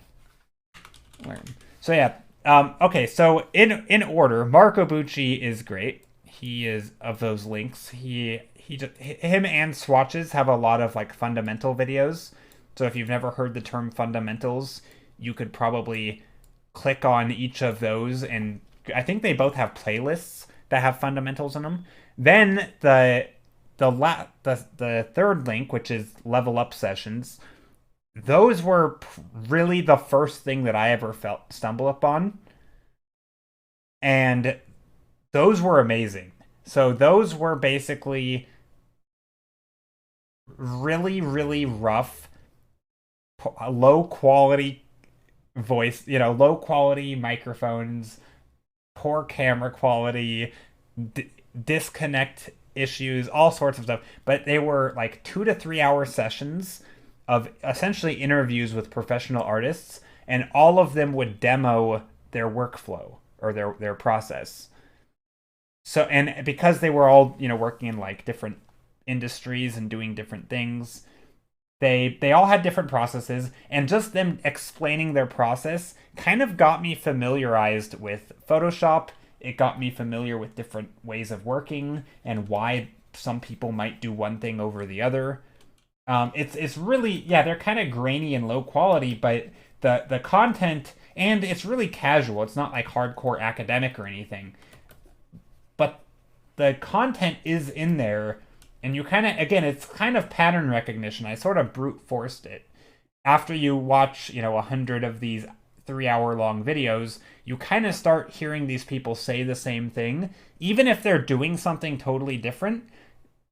Or maybe it's the opposite. Maybe they're saying something different, but they're doing the same thing, right? You start to find these little patterns, and you're like, oh, okay, I start to understand when you might want to use that tool. Or, okay, well, everybody seems to be talking about values, and, half of these people start the same way. Maybe I get why they're doing that, right? And then you have someone else might give a quick demo, like Marco Bucci. He might demo what happens when you have all the same value, for example. And then you're like, okay, well, now I can see that in action and see it working poorly. And then you can start to identify it in other artists, and then you observe, and your understanding of stuff goes up a little bit. So yeah, I mean, it's a slow process, right? I don't think there's like a super fast track, but I definitely did more of a brute force way, which is just consume a crap ton of content. And I actually enjoyed learning about art more than painting for the first like 2 years. I mean, still maybe I do, but I definitely enjoy painting a lot more now than I did. And not to say that I didn't like painting. I did then, and I still do. But I definitely enjoy it more now that I have sort of some of the basics down, where I can just paint what I want, as you kind of alluded to. That, there is a lot of stuff that I am, that I make it look a little easier than it is. And I'm not trying to toot my own horn. I still have a super long way to go. I'm by no means, a master at what I do. But I've definitely come a super long way, right? Like, from where I started. And a lot of that is just because I've beaten some concepts into my head.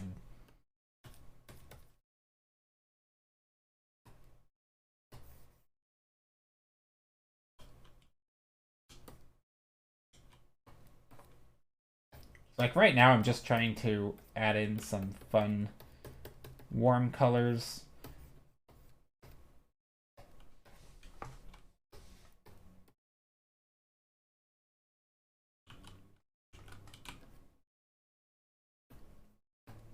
Now I'm painting on like a normal layer.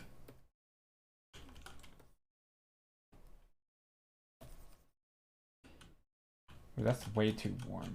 What is happening? That's really helpful. I'm still testing the waters on digital art, so I've been looking for some resources. Yeah, I mean, they're not just digital. So, like, a lot of the resources, Cynthia Shepard's a good one. I don't know why I always mention her name, because she doesn't actually have a ton of academic stuff. James Gurney is probably a better one. He doesn't really do digital at all, I don't think. But I've learned, I mean, a lot of the way that I paint, honestly, is very tradition. I mean, obviously, I'm literally going to like color dodge right now. This is like the least traditional way of painting. Yeah. So I'll upscale one of these. I'll pick one in about 30 minutes, and then I'll work on one of them till the end of stream. So I always upscale one of them. How are you, by the way? Bad grammar, good stories. And Ellie friend, hello.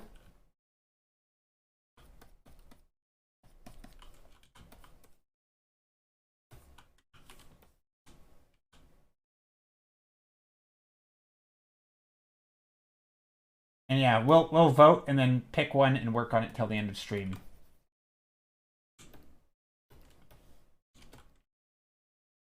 We're doing a lot of. Also, this one was inspired by Lion King. I made these little shapes, little Pride Rock shapes. Also, I kind of like these the light here. It's kind of fun. I wonder if I could put. I wonder if I could just put the light up there. That might look funny.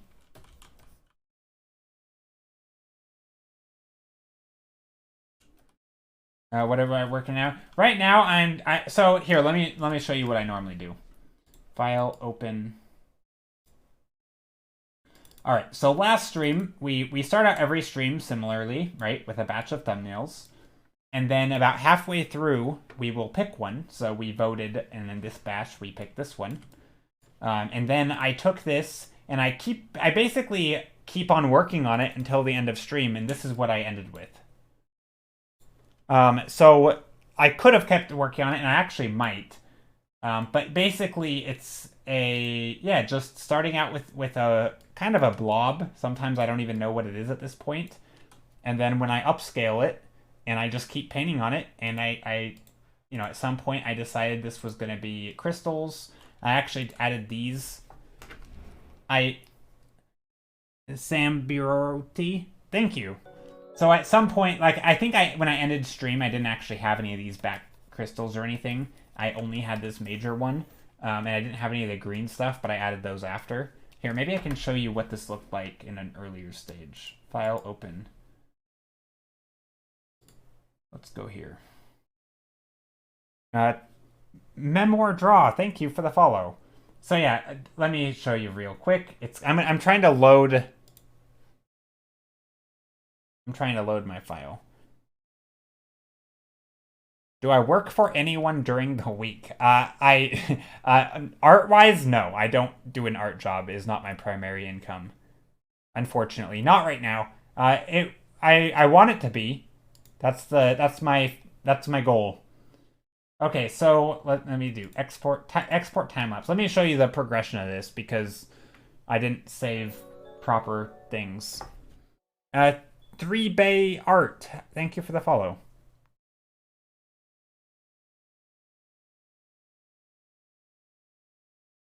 All right, here we go.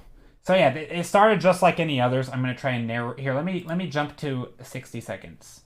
So it just started just like any other stream. We just start out with a bunch of little blobs, color sketches, what have you. Sometimes I know what they are, sometimes I don't. Right, like this one I thought was number 8. Oh, you can't see my cursor. That's a shame. Number 8 I thought was gonna just be like a canyon or something. Number 7 was like a shipwreck or something. Number 5, I genuinely didn't know what it was gonna be. Right, maybe a jungle or something. Who knows? Sometimes it's just an experiment with colors. Sometimes it's an experiment with perspective. Sometimes it's a concept. Sometimes it's not. So okay, so here I took number 8. I made it large. I literally just stretched it up to the size of the screen, and I continued painting on it. I just refined it. At some point, I got the idea to add some crystals, so I did that. I kept on, focusing on composition, adding, different shapes, small, medium, large, focusing a little bit on rendering. I wasn't really at a good rendering stage, but, I was trying to make the crystals look a little transparent, so I put some of that light poking through in the back. And then I amped up the colors, you know, again, a lot of it's an experiment, playing around with different ways of working. Try to learn something every time. Whoops, you can see it jump really quick there because this is where I started working off stream. So right here is where I ended stream about. And then from here, it goes really fast, and you can see the painting really start to take form with all the things, all the little details start popping up. This was me working off stream. And you can see I really quickly started adjusting values. I started adding in the foliage. I mean, it basically just appears out of nowhere. And yeah, all of that happened in the course of like an hour or something. But anyway, the whole painting probably, I mean, again, it's not a finished painting, but the whole painting process probably took, what, 2.5 hours on stream? Probably less than that, an hour 45 minutes on stream to this point. Technically, stream is 4 hours, but I don't really count all of the thumbnailing as part. I mean, I guess, yeah, let's be generous. Let's count all of the thumbnailing as part of the process, because I never would have gotten a thumbnail, this one, number 8, if I didn't do the ones before it. So let's count those, even though I feel like I could probably have turned any of them into a perfectly fine painting, but let's say it took a full 4 hours, and then another hour. But that's being extremely liberal with our time right there, because I don't think it took that long. If I were to do this off stream, it would probably have taken maybe 3 hours to get to this point, maybe 2.5.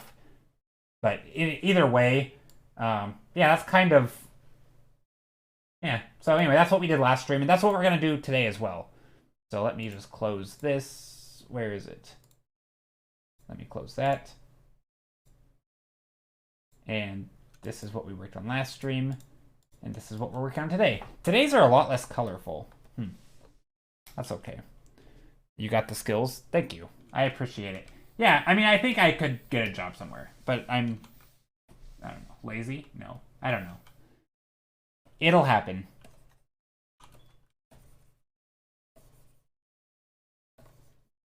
I'm trying to figure out right now what I want to do with this a little bit. Some of these, I think, we could amp up the colors a bit.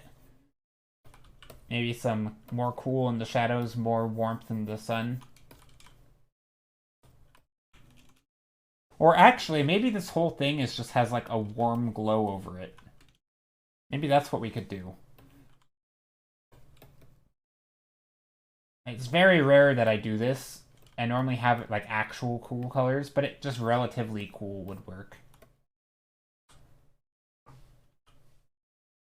I like 9 a lot. Yeah, I like it. It's pretty nice. I mean, it's just chill, I guess.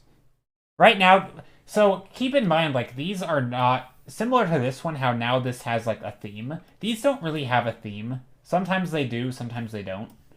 Number 8 was literally just a demo of me explaining values, but yeah.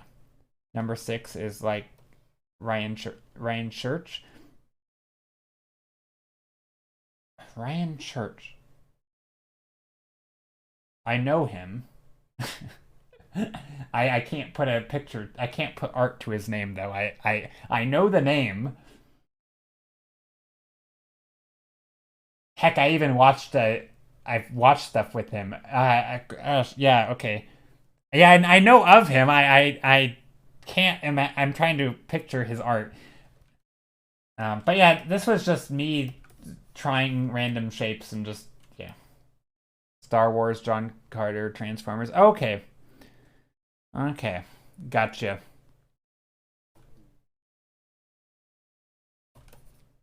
Alright, well, anyway, we're going to delete this one because that was just a demo or an explanation. I actually like these colors in 5, so I'm just going to start with abstractions, kind of like I have been.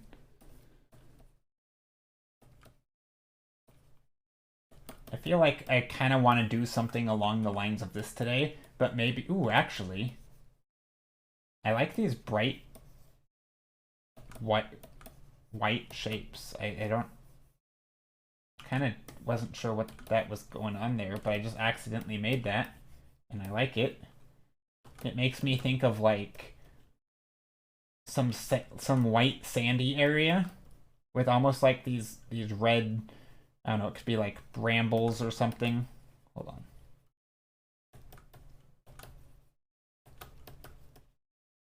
So like maybe there's some, I don't know, could be like a, makes me think of like a magic card of like some corruption or something. I don't know what that even means, but could be something. And then maybe there's,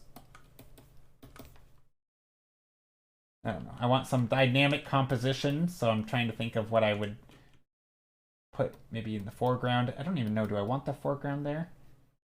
I guess this could go like that, and this can be red. So I'm right now what I'm trying to think of is just making an interesting composition that kind of is in line with the shapes that I already have up here.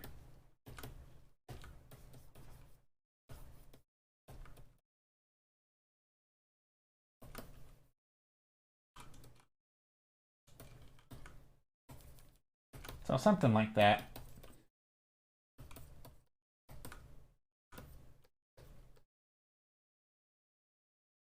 And then this is going to be in shadow. And yeah, sometimes the thumbnails are just super loose like this and super sketchy. I typically try to have some sort of defined foreground, midground, background, right? Overlapping shapes, all those things. I think they're good just to make the image read well. I like this though. There's something about this one.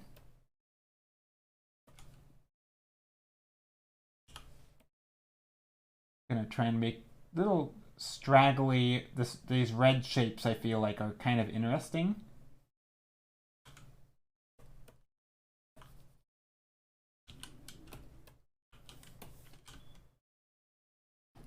So maybe I can crank up the redness here.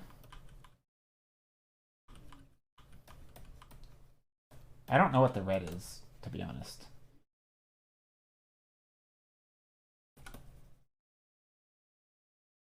And yeah, so if I do end up working on, let's say, this one, which I probably won't because it doesn't seem to be that striking. I'll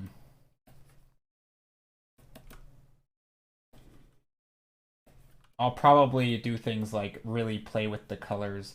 Here, let me try something. I'm gonna make a new layer.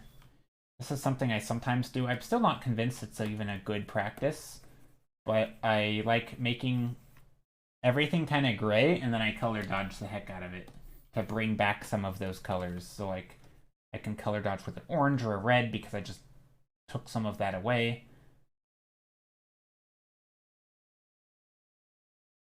I don't know, I think it's a fun exercise. Like I'm starting to get an idea, like, oh, this could be a mountain.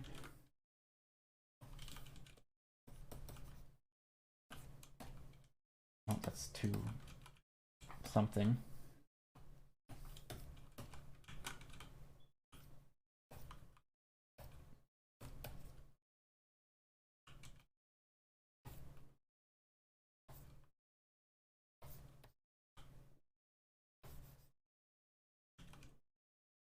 All right. If there's ever been a painting for puddles, it's been this one.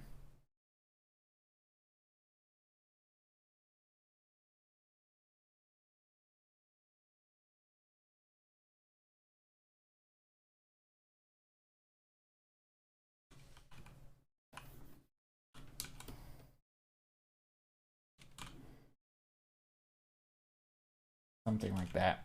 It's awesome how pieces click together. Yeah, I mean, normally it's funny. Normally it happens to me more in the brain than it on the... Like, I don't imagine what the painting is before I paint it. Like, that is a huge misconception. I definitely... I'm reacting to the page. But I'm trying to find, like, a vague explanation of what it is, right? It'd be like if somebody were to say the word car, right? Instead of describing, oh, the car has two headlights and wheels, right? It'd be, to me, the word that would come to mind is like, oh, mobility, right? Or transportation, or from one place to another, right? And so thinking in those terms, that's kind of how I am doing with this painting. So when I'm seeing things, right, I'm more thinking, what is it? right? Okay, maybe it's a landscape, maybe there's some magic, maybe there's mountains. Are the mountains destroyed? I'm not thinking, oh, this is a, this is a piece of something. Right? I'm not thinking, here's a little rock. I don't care about that rock. I don't even know what the thing is yet, right? So when I'm thinking, okay, well, maybe there's like I don't know, like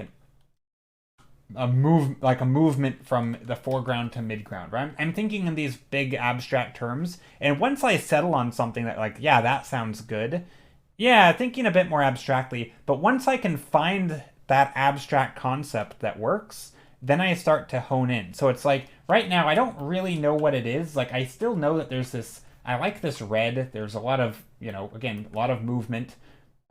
These things kind of look like bones, and I guess bones and blood kind of go together, but I don't know if I want to do that. I definitely like the idea compositionally of bringing the eye into the painting, and it is very dynamic. I like the light shining in, but I don't really know what to do with this red. Maybe I outline some of these things. Maybe I just make these shadow shapes red. Right? Maybe I want to. So sometimes it's compositionally. Like, for example, I think I could add in more patterns of light back here if I wanted. But yeah, so basically, if I can find a good concept, right? Like, this one's easy, right? It's clearly the sun's coming through an area, right? It's lighting this whole place up. It's filling this place with sun, and there's these rocks, whatever. That's extremely basic. It's literally just rocks and sun. But once I know, but I don't always know that right away, right? Like, what is this one? I don't know. But for this one, it's easy. And once I know that, then I can start just making, like, okay, well, here's a rock. Let's focus on the composition, bring the eye into this area. Like, I can start being more particular with it. But at this stage, it really is kind of,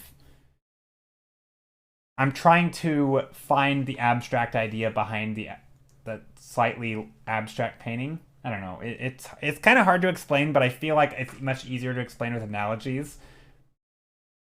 Because I feel like once the painting looks like something, it's very hard to go back and be like, this isn't the thing that you think it is, right? Like, once you know what it is, it's like, because so much of the process is unknown, right? So it's kind of this weird area to play in. Anyway, it's hard to explain. Chuck Arts. How are you, Chuck Arts? Or Chuck Arts? Hope you're doing well. And I think my explanation just scared people away because it sounded way too artsy and wishy-washy and not concrete enough. And I hate that language. It always deterred me from art. I don't like it. But there is an element of when you don't know what you're going to draw and you start drawing, there is an element of, like, it is kind of hard to explain. But I mean, it's not, I don't think it's that complicated. It's just hard to put into words because it changes for every painting. And there's a million... It's sort of like that... what's that silly... I'm making an analogy. I don't think I'm going to go down some weird, like, pseudoscience route. I am completely making an analogy here. But that weird, like, parallel reality... concept, like every time you make a decision, like that is a potential universe, or I don't know, that thing. To me, that's kind of like when I'm deciding what something could be, like there's a million potential possibilities. And obviously I have my preferences, right? I like landscapes, I like painting mountains and stuff, right? For example, I could have gone down the route that, oh, these are bones and this is blood, right? Yeah, multiverse, sure. Yeah, something along the lines of that, but more of like in the decisions that you make, right? Anyway, the point that I'm making, it's not, the details aren't important. The point I'm making is that this could be, right? I could push this towards blood, right? If I wanted this to be blood for whatever reason that makes no sense, flying into the air, I could start adding in some specular highlights because blood is shiny and there's going to be light. But if it's not blood, there would be no point for me to add that, right? Or if these are bones, I could start shaping some of the bones just a little bit more, right? To make them look more bone-like, right? Maybe I have other things coming this way. But if they're not that, then I don't need to go down that route, right? But maybe I want to instead, get rid of some of them. And I don't know what they are, but maybe I've decided they are not bones. So if they're not bones, then I don't need to, then I don't need to go down that making them look more bony. I can make them look less bony. And just by doing that, I might get a better idea. So I'm constantly kind of, what is this? What could this thing be? So for example, I like the idea of having this red go into the distance. I think it's quite nice. I don't know what the red is right now. Again, it could be flowers. This could be, a mound of something like red rocks. Could be water. I could make these like waves going down here and then into the distance. Like there's a lot of things I could make this. All I know right now is I like the red. I like the vibrancy behind it. Maybe some of this stuff up here is a little bit much, right? Maybe there's whatever this red stuff is. Maybe it also exists down here and it follows these ridges down. Yeah, it could be red mossy stuff from the movie War of the Worlds with Tom Cruise. I don't remember. I mean, I remember the movie, but I don't remember the red mossy stuff. But yeah, so let's just say it was a red moss, right? I could say, okay, well, let's make it a red moss. Let's remove some from up here, right? It's guiding our eye into the painting. So yeah, like it's serving a purpose, and then I can, I'm slowly, even now as I'm talking, right? I am trimming the painting. I'm removing some things and adding some things. I'm compositionally, I think it might look nice if we had a bit more variety back here. Right, some of these brighter lights just poking out, because I think mountains look nice when they're fairly complex in their shapes. Right, maybe we even have a little bit of light up here. I like a bit of complexity to the mountains. Right, maybe I want to add some of this blue, kind of Bob Ross style here.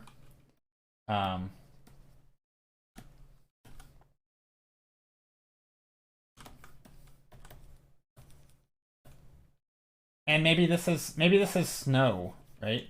If this is, maybe it's a cold wintry place, right? Again, if this is snow, maybe these are like red plants sticking out, right? So now I'm gonna draw the plants because I said maybe it's that, and maybe I want to go down that route. So maybe these are some red plants. Yeah, he had some very blue shadows. So yeah, maybe these are some red wintry plants or something. I mean, again, it's pretty simple, but and I'm taking a lot of things for granted, like how to paint the things I'm painting, and I don't have to think too much about that. It's more about what it is at this point in time. But it wasn't always that way. Right? Maybe there's some red up there. Anyway, we can continue working on this one maybe if we vote for it, but we don't have to. Could also do things like add a little vignette up here by darkening this stuff when I paint it. And up here. Anyway, okay. So do we have enough paintings? Pull out the palette knife? Yeah, pretty much. Thank you for the follows, everyone. Akira Bean and Pedro Lurabi. How are you? Space vampires. Bones with flowers immediately say hosier. I don't actually know what hosier is. I feel like I should know that word. Anyway, okay, so yeah, like for example, this painting, right? I kind of knew I wanted these vertical things, but I don't really know what they are. Sometimes also it's not about what is like the essence of the painting. Sometimes it's just like the fundamentals of art. So for example, if you have multiple focal points, he's a music artist. Okay. Oh, I know. Okay, I know who you're talking about. Sometimes if you have multiple like points of focus, right, you don't want them all in the same plane. So I could take this concept and say, okay, well let's get rid of this one, right, and let's make this back one more interesting, right? So maybe that's gonna just have some interesting shape, right? This one could be up here, and again, maybe we get some fun colors or something in here. or different patterns of light and shadow. And then maybe this is the middle area. Maybe we have something in the foreground, right? In the same place that this other one was. So sometimes it's a matter of compositional stuff where it's like, what is the painting missing? Sometimes it's a matter of, oh, okay, this painting doesn't have a strong sense of light. Let's give it some light. What if instead, I was gonna do some lighting like this. Like I was gonna add in some light here, but I've been doing that all day and I don't want to just be doing the same thing that I did, you know, like in this painting and in this painting, right, with these lights back here. I don't want to do that. So what if instead I add some artificial lighting in here, right? Like maybe an indoor lighting, right? Maybe it's like a something, right? Maybe a little home. But if that's the case, why don't I make this a stronger focal point by darkening the rest of the painting, right? Because now you really have this area. It feels a little bit more bright, right? Because now it's the brightest thing in the painting. That makes sense, right? It's so a lot of times it's okay. Well, now we have this little cozy vibe. Maybe it's cozy, maybe it's creepy. Maybe we want a path leading up to it. Tree home, my beloved. Yeah, kind of looks like a tree home. But maybe we're tired of painting tree homes, so maybe we want to remove it from being a tree. Now it's just a home. Or maybe it's still a tree home, but it's an older tree. Like, sometimes it's just a matter of I want to do something different. But again, now I have a word to it, right? Like, okay, it's a tree home. Or it's a home. Maybe, what's behind it, right? Is there trees? Maybe it's a whole village, and there's a bunch of homes back here. And you can, like, have this... Like, there's steps, almost. Like, maybe this is a... Hold on, I'm trying to think how to do this. Yeah, maybe there's other homes back here in the silhouette. How dare you uproot my tree home, sir? This is wholesome private property. Yeah. Faye Turtle, thanks for the follow. And Alan Beer. A1AN6E4ER. Thank you for the follow. I don't know how to say your name. I'm going to pretend it's Alan Deer. Alan Beer? Alan Deer? I don't know. Thank you, though. I appreciate it. But yeah, maybe I like this painting or something. And sometimes I can do things like, okay, well, what if this building is a little too simple, right? I'm not a big fan of like, I like simple shapes, but sometimes a little bit of interest is, you know, is also exciting. Kind of like how Bob Ross would always add these little overhang things to his buildings. But what if we added one of those? And maybe while we're at it, right, maybe while we're at it, we can add some little windows in here. And, you know, maybe we can make it even more complex. Because, again, it's not that I... Whoop, did I just crash? Whew, I almost crashed. Also, I'm going to remove the countdown is done thing. I don't know how long that's been up there. All right, hydrate, thank you. I've been chatting a lot, so I should probably save. While I take a sip. But yeah, anyway, how is everyone? Welcome everybody who's new. How are you? Hope you're all doing well. And I guess everybody who isn't new also. I'm not like not welcoming the non-new people. But yeah, hello everybody. Yeah, if anyone does art and would like to share, please share. I would love to see. Also, don't forget to save your work and hydrate and stretch and do all the stuff and be healthy.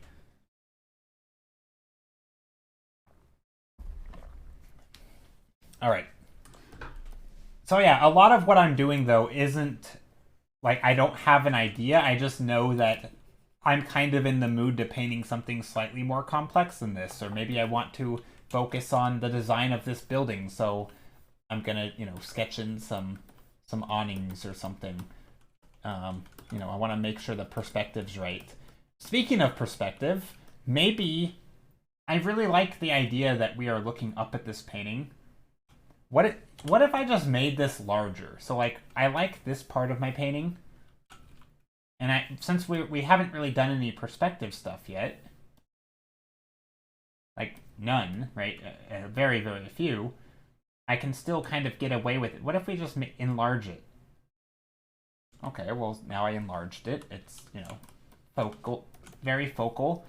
Maybe I want a foreground though, so I'm gonna add a bit of foreground. We need foreground, midground, background, just because I made, you know, I made this thing larger and I kind of forgot about the background. So let's add some of that in. But because the scale's so large now, we can actually afford to do like a giant backdrop.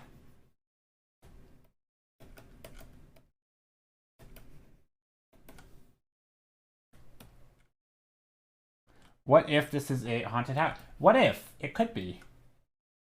And if we decided that, right, then I might do other things like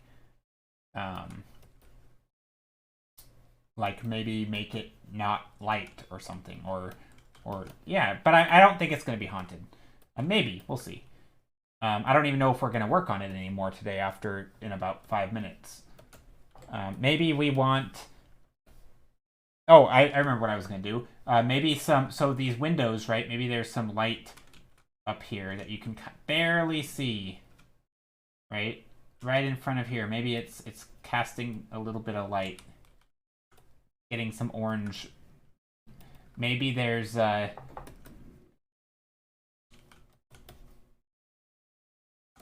a pathway or something. Maybe these are weird stairs that lead into the house. So I want to put some objects here. Again, don't know what they are yet, but I'm just trying to lead our eye into the painting. And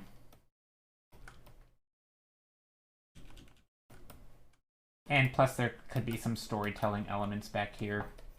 I don't know what it would be. Maybe there's some trees. This could be like a road. Some old crick. I don't know why it's lit. Maybe we don't want the lit road. Maybe we want this to be like in moonlight. So maybe I take this whole thing and just take over this blue and paint in here.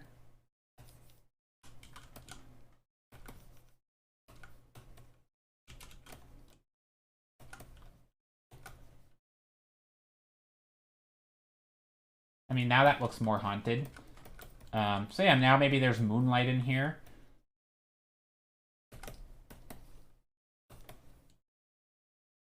I mean, do we like that though? Whoop, that was all one layer. Okay, well anyway, that painting has a mood. I don't know if it's a good mood. Let me put a chimney. No, actually I like the chimney right here. We had a little shape. So yeah, it could be a haunted house.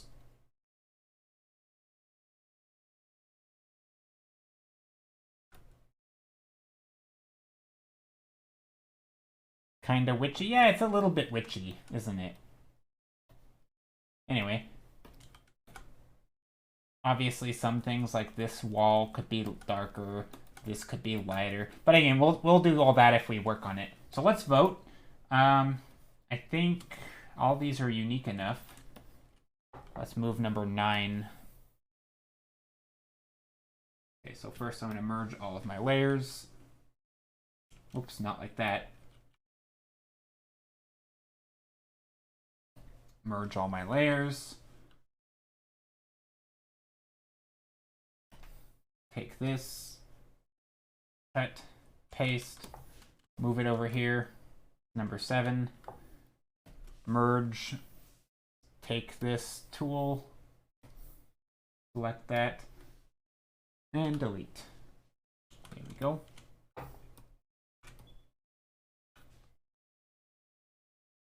And we're just about ready to vote. Just saving. So did I turn on the time lapse today? I don't remember. File, time lapse. Oh, I did. Whew, thank goodness. All right. So there's that, and then we can vote. I will make a straw poll. with 8 options. One moment. Straw poll.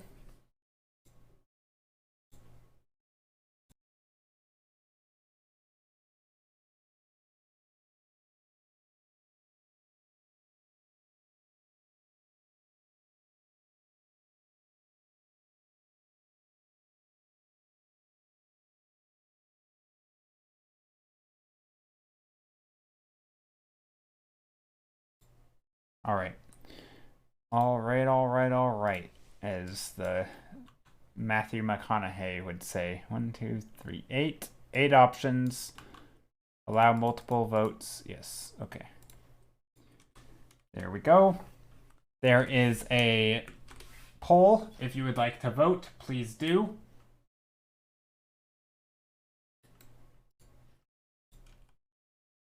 Perfect time to join. Hey, Siniska, how are you? Yeah, so there's the paintings for today. Well, the thumbnails.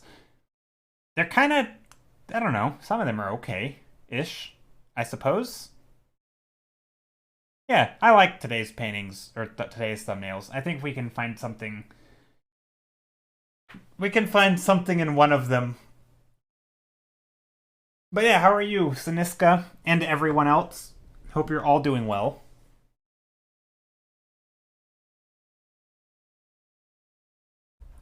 And hope your weekend is off to a good start, and hope you all had a good week.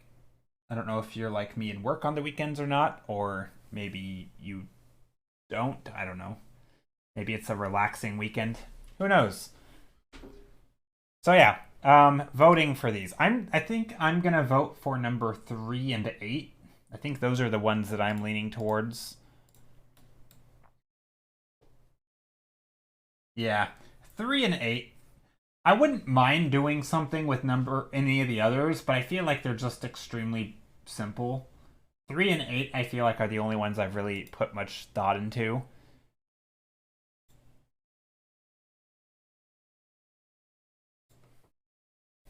But I could be okay with any of them. I think 6 would be the hardest for me because I don't know what it is. Like, and the shapes are very peculiar. Peculiar. I don't know. That word always sounds wrong when I say it.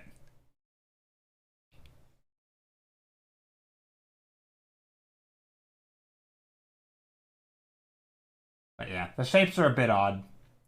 And of course, we're going to clean things up and make the shapes better for all of them. But I wonder what you would do with 5. So 5 would be fun. I don't know.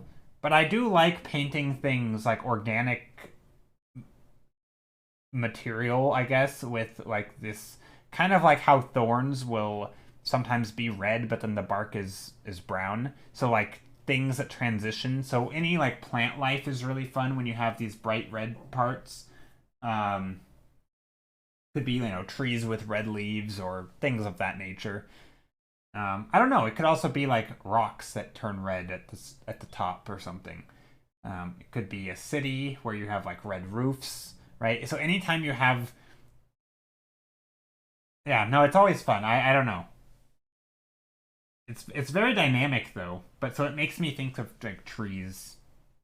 Okay, so it's just perfect. Today I found out that my eyesight got worse. Woohoo! I mean, that's pretty normal, right? Very rarely does eyesight get better, right? I feel like my eyes only get worse, right? Every time I go to the eye doctor, it's like, oh, I gotta upgrade my prescription a little bit, but like just a little, not nor not a ton.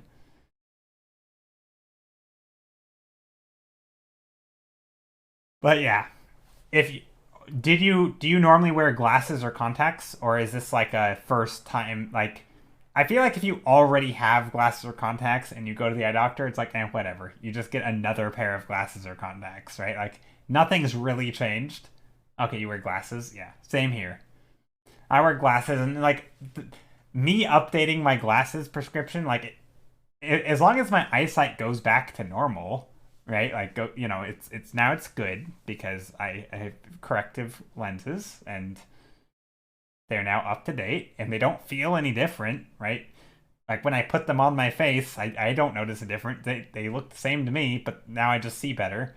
So I don't know. It doesn't never bother me, but I guess thinking about that end though, like your eyesight getting worse and worse and worse until you can no longer see, that would be pretty scary. Because, you know, eyes are pretty important, especially if you do things like visual art. Anyway, yeah, here is the straw poll if you have not voted or are just coming in for the first time, if you're unfamiliar with what I do on stream. Typically, it goes like this. We start for the first 2 hours by painting some thumbnail ideas, more just idea sketches, not really exploring composition too much. I mean, kind of, but mostly just trying to play with shapes and color. Then we vote. Then we work on one of them. We scale it up and we just start painting on it. And we try to kind of explore it further and come up with a concept, develop the idea a little bit. Depending on what the painting has, sometimes it's more of a like an exercise in, you know, we're going to learn to paint rocks or trees or water, or maybe we're going to do some designing of architecture, or we're going to, I don't know, tell some story. Like, it really depends on what the thumbnail is, and it kind of changes from time to time. Five is kind of interesting. What is it winning? Let's see. Results. No, number 3 is winning. Okay. Well, cool. 12 people voted. Nice. I like it. It looks like number 3 and number 6 are in the lead, but number 3 is ahead of 6. Well, I'm glad number 6 isn't winning, because I don't know what I would do with it. Not that I need to know, but I'm not sure if I have the brain cell to figure it out. So, that's a thing. So yeah. Alright, we're going to go with number 5. I think we've given enough time. People know the routine. It's not like you're being caught off guard. Real quick, though, I will save this and put the screenshot into Discord. You are welcome to join our Discord if you'd like to join. And you can look at all of the thumbnails that I have ever done on stream. They are in the thumbnail archive, and along with all of the resulting images that came about as a result of the thumbnails. Just don't, if you want, you're welcome to take one of these and paint on top of it, or maybe not paint on top of it, or use it in some way if you want. Just don't claim it as your own and always give credit, that kind of thing. But yeah, like, there's a whole bunch of thumbnails that I'll never use, so you're welcome to, maybe you can scroll through and, I don't know, maybe you like something about it, or inspiration. Or maybe even for, like, me, if I ever don't know what to do, I can scroll back through my old thumbnails and be like, oh, this one looks fun.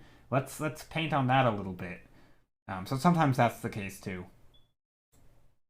So yeah, that's kind of why they're there. Okay.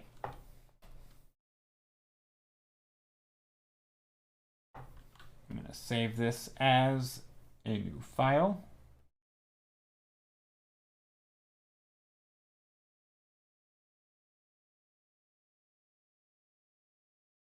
Today is 3/5/6.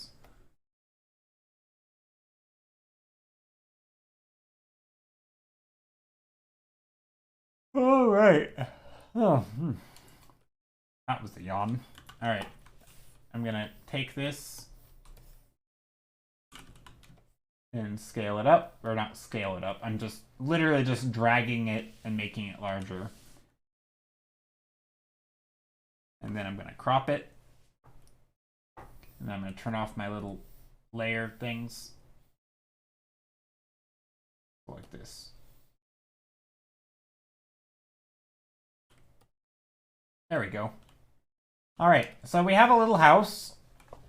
And one thing I'm going to do, which I don't always do, but I'm going to find some quick references for, like, old houses, because I feel like this is a good opportunity to maybe learn something about some architecture or old mansion images. Let's find some old mansions. And this doesn't have to be a mansion, but I feel like that style of mansions always have this aesthetic of, like, houses cobbled together. Like, there's this house. I don't know if you guys have seen this before. Where is it? Right here.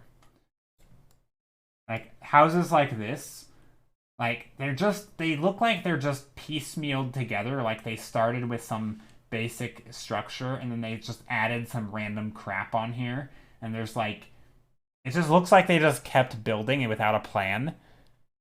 And I think a lot of old buildings kind of look like that. They're just like adding piece onto piece onto piece.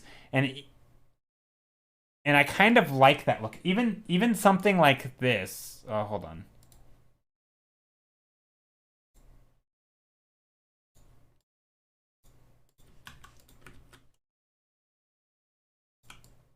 Even something like this, like obviously this was designed this way and it was built this way, but it has all these little extensions, and I like stuff like that. I think it has a charm.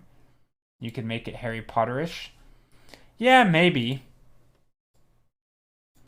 I mean, it could be inspired by like this. Ooh, that's grainy. That hurts the eyes to look at. Oof, that. Oh, jeez, that image. Oh man, this house has seen some better days. Look at that. See, this is kind of cool. I could make it Harry Potterish. Yeah. I like the look of this house. Maybe we'll use some of this architecture. You know, let's do that. All right. So, we're going to use some of that architecture, I think. The only issue with that is that house has like spire type things on it, and that doesn't really work very well. Rather, it depends on the culture, old looking style. Yeah, but there's an element of like cobbled together that some of these giant houses has, and it feels like you get lost in them. I don't know. I like that vibe a little bit. This doesn't quite have that yet, but there's no reason we can't use those things as sort of inspiration to piecemeal together this house, and you know, we'll come up with something. Grenis, how are you, Grenis? Or Grenis? Threenus? I don't know how to say her name. Alright, but gonna start painting. So, first things first, this house needs some depth. So I'm gonna just block in the shapes, making sure that the planes give me some sort of depth. Before it was like this, so it didn't have depth. It looked like a little cardboard thing. Actually, maybe yeah, no, that works.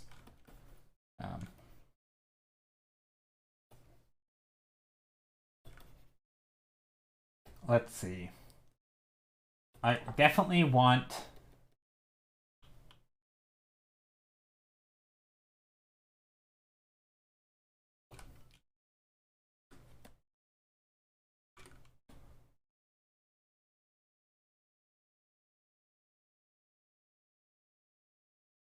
Let's go like that. Lower it down a little bit. And then we'll be looking up at this thing. Gonna paint out to the edges a little bit. It doesn't need to go all the way to the edge, but just enough to put some sky up here. I do want to be looking up at some of this stuff.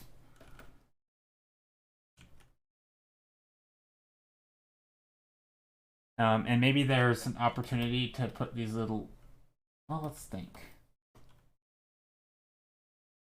Okay, I feel like this door is way too big.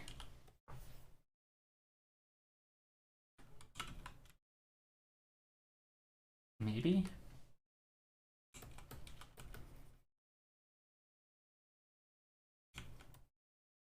Do we put a second story up there?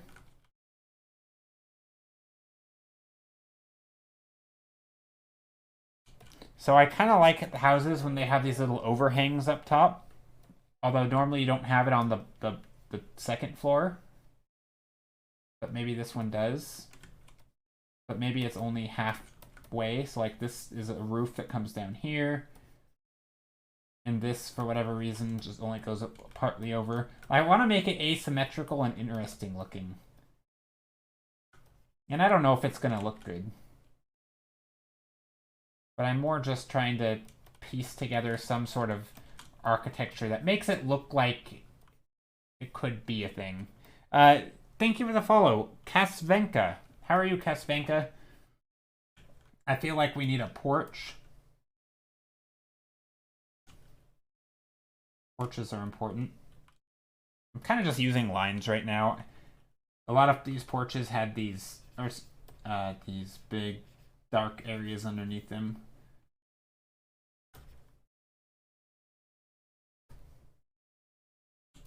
With like a little bit of steps.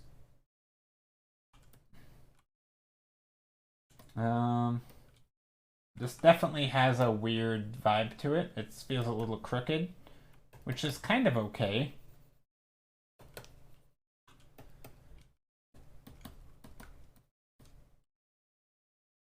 Let's think. Do I want the walls? I think I want the walls vertical. I know sometimes I like to make things at a weird angle. Maybe some of these are at a weird angle, like this one. Oops. Maybe this is at a weird angle. And I want to make sure you can tell it's at a weird angle and not an accident. That's something that I'm not great at. Also, I'm starting to get a sense of perspective in here. So I want to keep those right. So let's try to make this look right. This should probably... I feel like I'm starting to draw the perspective, but I don't know where it goes to.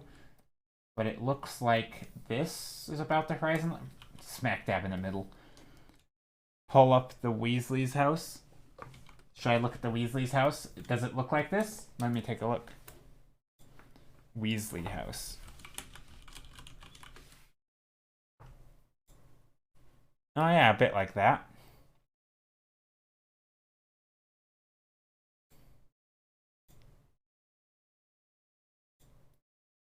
That is one ugly house.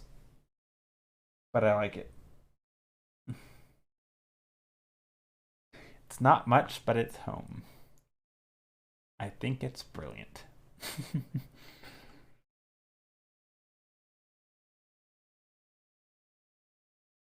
That's interesting. I'm looking at all the different depictions of the Weasley house.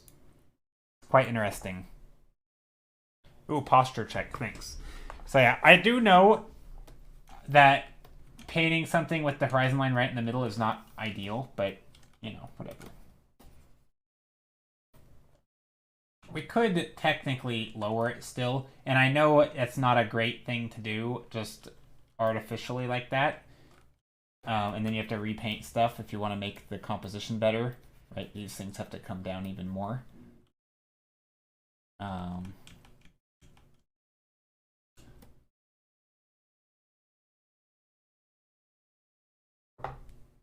But yeah, let's just keep painting on it. I will make the... Actually, let's see if I can use a perspective tool. I haven't tried this in a long time. But let's make the horizon line here. And I realize this is kind of goofy because...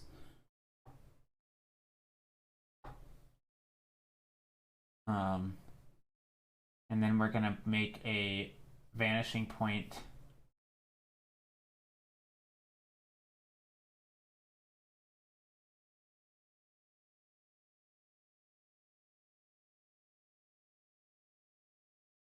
I guess here. Is that about right? Yeah, that's pretty much what I already have. And then the other one... Let's see. I'm just trying to think where I would want this.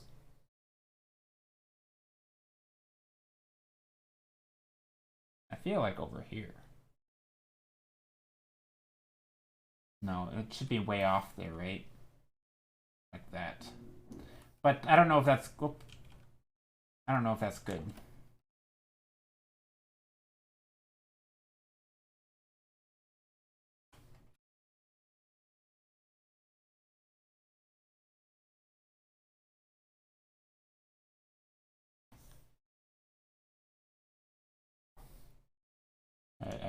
I destroyed that. Okay, let's try this. It's been so long since I've used this tool, I kind of don't know what I'm doing with it. But I think now I should have lines that go towards here and lines that go towards there if I wanted to make these things parallel.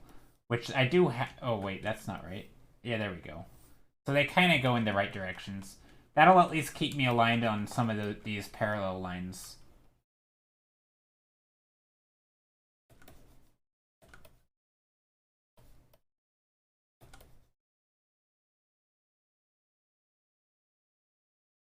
And things like this, like where does this line connect to? Well, it connects right there. So, right, and then this line should connect there, assuming that it's parallel to the rest of the thing.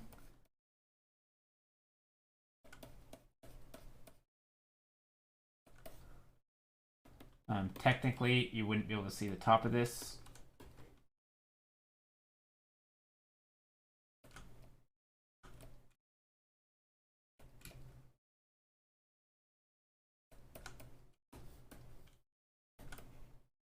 Something like that. And yeah, I don't need it to be super rigid.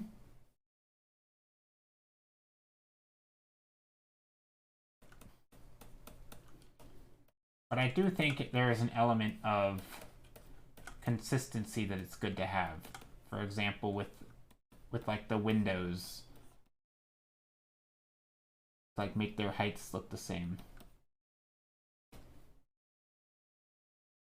Are those your custom brushes? I'm only using one brush right now, and yeah, it's a custom brush. Or yeah, I think it's like an edited custom brush. I mean, it's custom in the sense that I change it like not every time I use it, but yeah. So this is the JS, J Stiller Canvas Oval 2. I think it's the same one as the Oval 1, but I've edited it a little.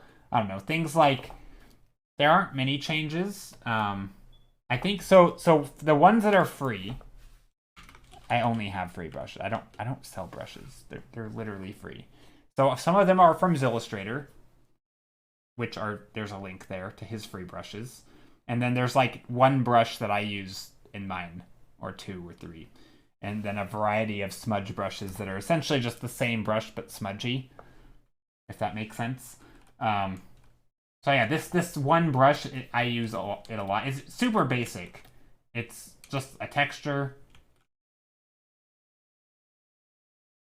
I think it also has the default canvas texture from Clip Studio. I think there's like a Clip Studio texture pack that I applied to the brush. Anyway, so there's a few things. But yeah, it's super basic. It's a nice, I don't know, it's good for blocking and stuff.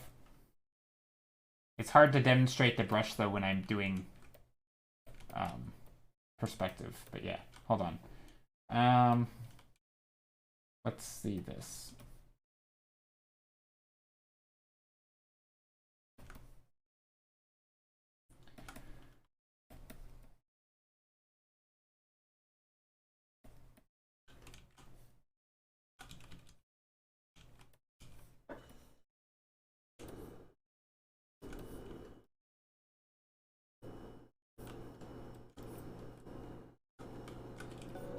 So yeah, stuff like this for the stairs. Oh, the stairs should be this way.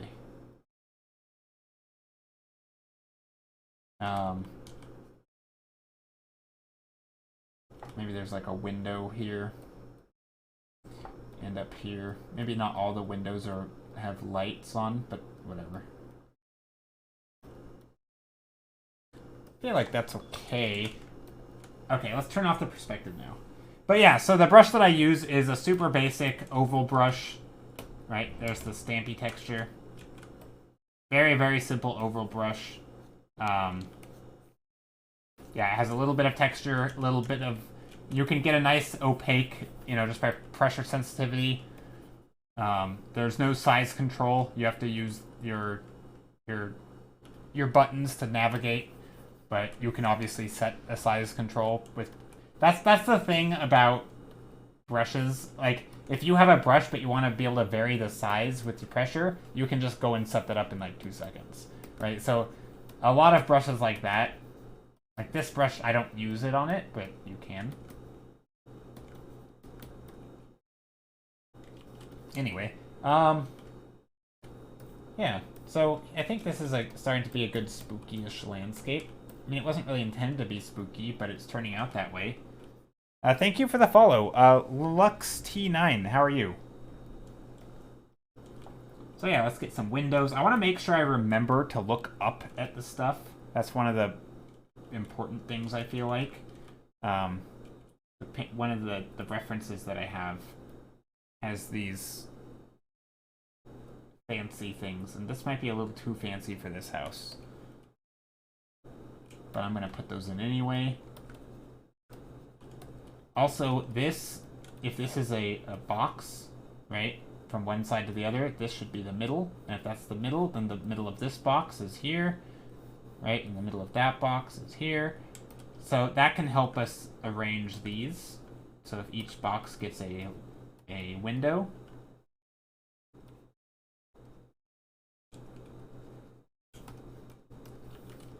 That could help set the things straight.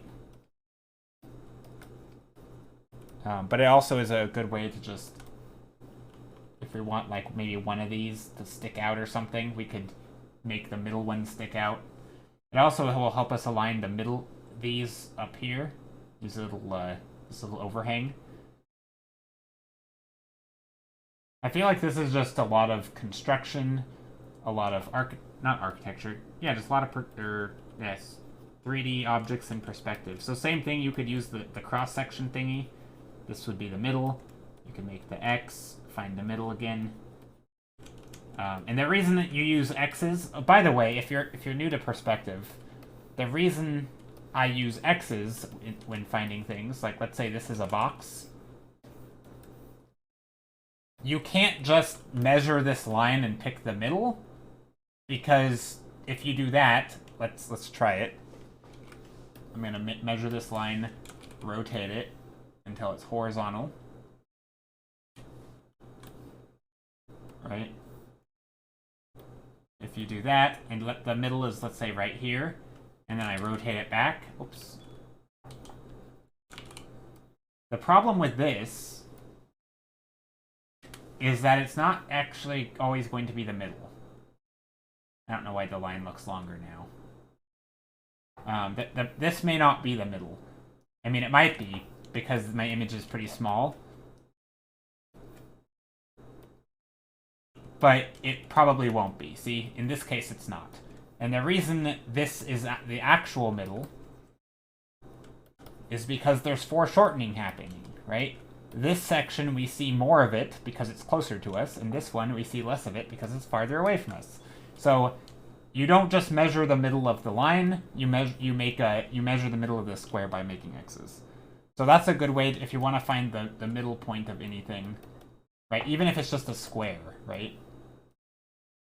And even if it's just a regular two-dimensional square, if you want to find the middle, you just go like that, and that's the middle, always, right? But this also works for perspective.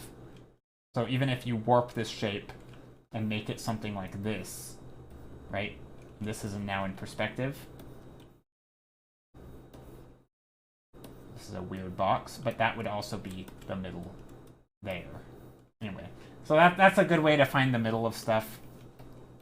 I don't use it that often because I don't typically make things that are this sort of rigid, but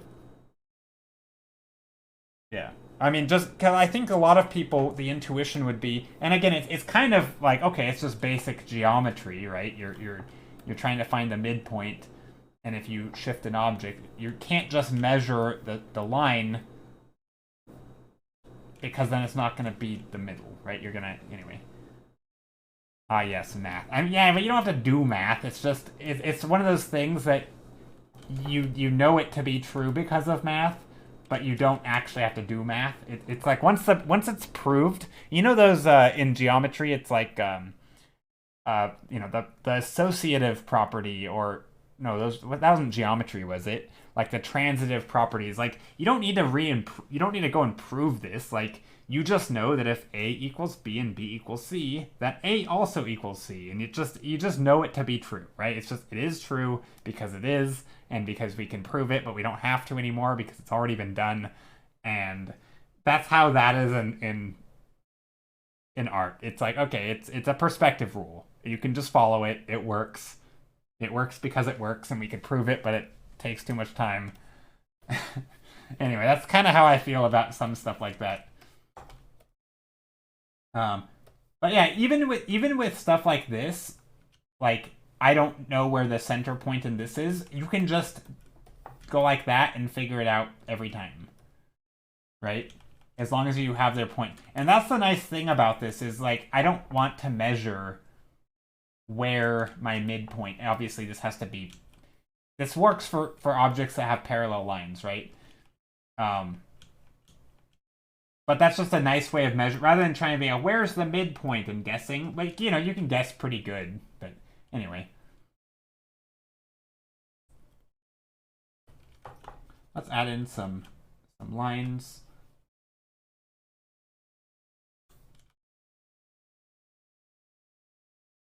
Some dark windows.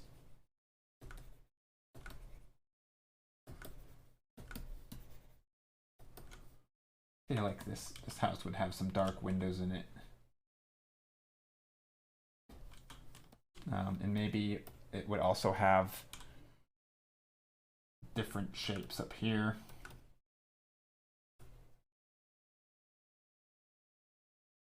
Maybe we go like this.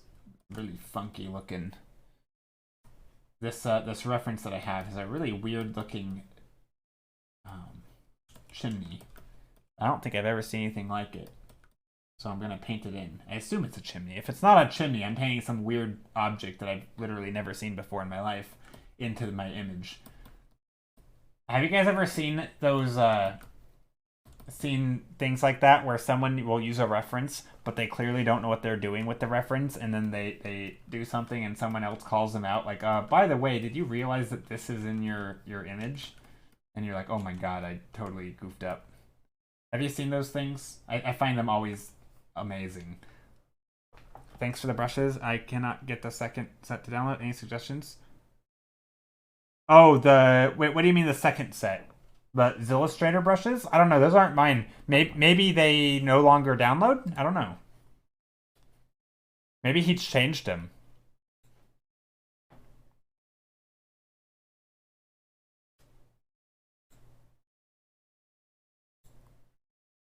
Are you talking about the Illustrator ones?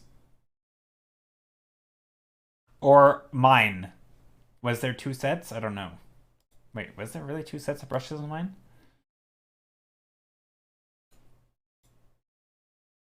There are blend brushes and regular brushes? Or do you mean...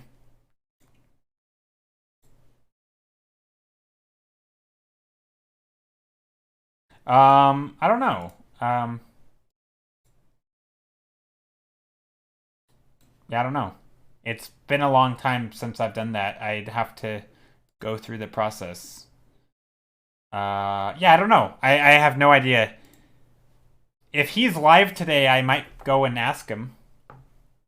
I'm not complaining about math. I'm having fun. How much math helps art. How often we use it and don't even notice. Yeah. There is a lot of stuff that we use and we don't notice. And I like that. I mean, I think...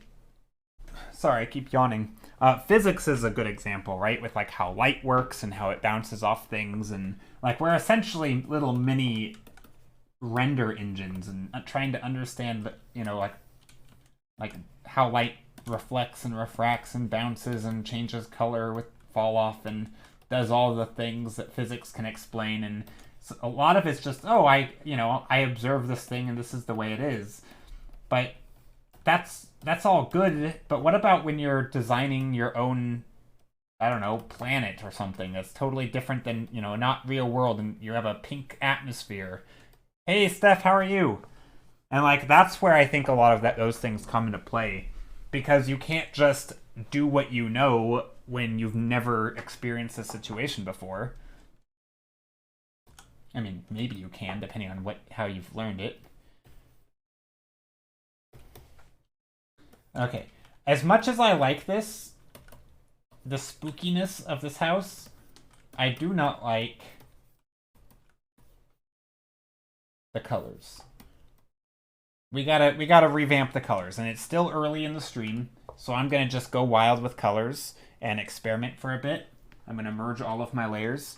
Steph, how are you? How's your weekend? Happy Saturday or Saturday.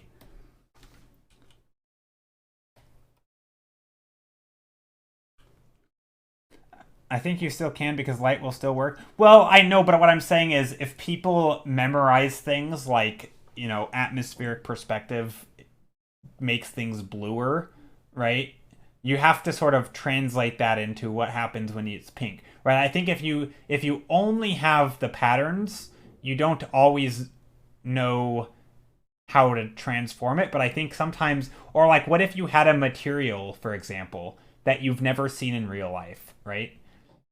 How do you paint this make believe material that you can only imagine? Well, you can understand the properties of it and what you want the properties to be, and then you can paint based on the light, right? So that's understanding like the physics behind it. But if you've never painted something, like you have to take your info from somewhere, right? And it's yeah, I don't know. Happy Saturday. Tired from work, but I got coffee in Dreamlight Valley. Nice. How is Dreamlight Valley? I mean, you've been playing it for a lot of hours, right? How you're pretty like. Have you beaten it? It is a beatable game, right? Or is it not? I don't actually know. I feel like there is a story. Um, but yeah, I guess my point was that you can use like your understanding of light on more of a like a science based thing to reconstruct how things work. But I think if you're just doing it intuitively, I think you're more likely to get things wrong because you may not account for the changes. It's kind of like when if for example, let's say you had a planet that had higher gravity, right? Like way higher gravity. You may not know how that affects other things. Like, does that affect light? Or does that affect how plants grow, right? You might just be like, oh, well, that doesn't relate to me because I'm paying an environment. But it might, right? Because if you knew enough about biology, maybe it would change the types of plants that you see. Maybe it would change the types of aliens that exist. Like, I'm not sure, but I think there's an argument to be made for learning more in depth about like the science side of things so that you can kind of work out what might. I mean, I think the movie Interstellar is always a good example. I know if Rihanna's lurking, she always likes to bring it up, and I like it too. It's a great example. Um, but like, what would a black hole look like? Because that was before a black hole was ever photographed, or like up close photographed, I believe, I think is the story. And they basically just worked out what it would look like, right? Obviously, light's going to bend around it. How's it going to bend in the, in different ways, based on the type of telescopes they use and stuff. And they eventually figured out it would look like these two, it would look black, right? Obviously. But then you'd have light refracting in various ways, and it would kind of, why do I not have color, right? And then it would look like you have your light around it, but it also kind of comes in the middle or something. I forgot exactly, but like you have these shapes, right? And it's not quite as intuitive as you would think, but they figured it out beforehand because they worked with people who actually know math and science. And then eventually, when they actually did photograph the black hole in the way that they essentially did in the movie, but the movie came first, it looked essentially the same. So it's like they got it right. And I think that's a really cool thing. And maybe I've just maybe that story is totally false, but I'm pretty sure that's how that worked. I mean, I've seen the photos of the black hole, and I've also seen Interstellar, and they did look the same. But anyway, the point that I'm making is, yeah, I think you got it. I have not beaten it. I keep getting distracted by stuff in the game. I haven't unlocked all the characters available either. Oh, dang. Dude, so the game is in like an open beta, not an open beta, what do they call it? Pre-released, right? Where like you paid money to get it early. When the game comes out, are they going to do like constant updates to it? Are they going to like release more characters? Like, is Pinocchio in the game, and are they going to release him? Or, like, how's that work? I'm always curious. Also, I'm sure I could look up these answers on my own. So if it's too much to answer because you just want to relax on, after work, then I understand.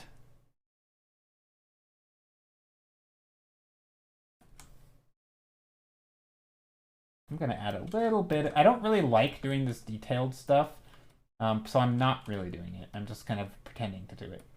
I'm adding a little patterns of light and dark. Yeah, it's an early access. I hope Pinocchio comes in, but I just mean I just threw out a random Disney character name, but like, are they all gonna be there eventually? Like if you have a favorite, they're gonna be in the game. It's gonna be super crowded. Hi, hope you are well. Ah, Gandalf, I am well. Thank you so much for the sub. I really appreciate you.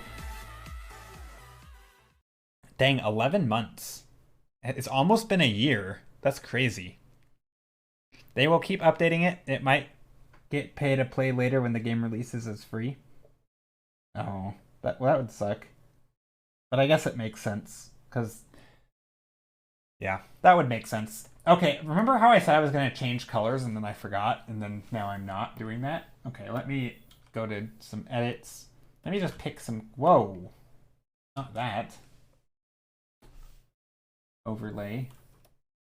It is hard. It's been... Yeah, it also doesn't seem that long. But it also... Yeah, it's been a long time. Maybe I just throw in some orange and some greens. Ooh, I kind of like that. So I'm going to totally change the vibe of this painting, by the way. We're going to make it look haunted. This is going to be a haunted house. We've decided. Okay, I don't like this up there. I do like the green, though, from the leaves and stuff. Maybe we can get some color dodge. Yeah, we got the color dodging mode. More fog, more fog, more fog. Yeah, but I can do that in a second, though. I just want to add some fun colors. I mean, I think this is fine to have these, just spookiness, but I like these. I don't know, something about this is nice. Introducing some of these colors that are a little bit unusual, I think is charming. I have put some art in the art channel if you want to see it. Yeah, I'll take a look. You've been doing like a lot of art, so you've been on a roll. Fog. Yeah, we can do fog. I feel like I'm not pushing this spooky house as far as I could. I'm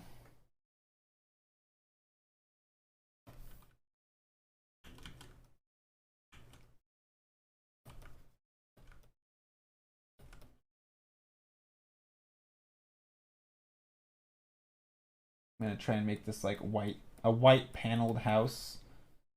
Let's try to add some additional like old looking vibes to it. So I want to basically crank up the values in some of these.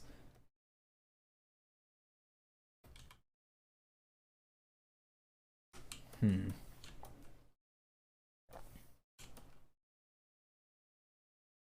this could stay a little darker. Maybe this could actually come darker as well.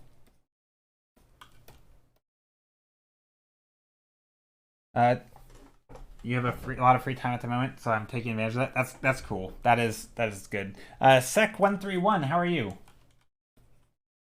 Hope you're doing well.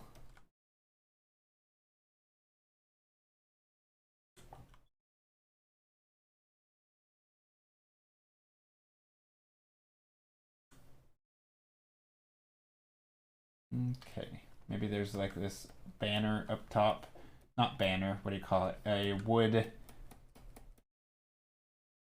thing that comes in front. And then you can have some stuff like this. pretty old looking, kind of broken down. Little posts.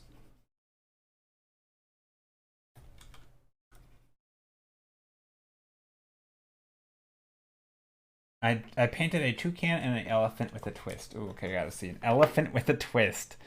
I'm curious if it's just gonna have a twist in it, or let me take a look. Art. Oh, I like it. You got the balloon. The balloon elephant. That is fun. An elephant with a hot air balloon on it. And I like the toucan. The toucan. Very nice. I love it.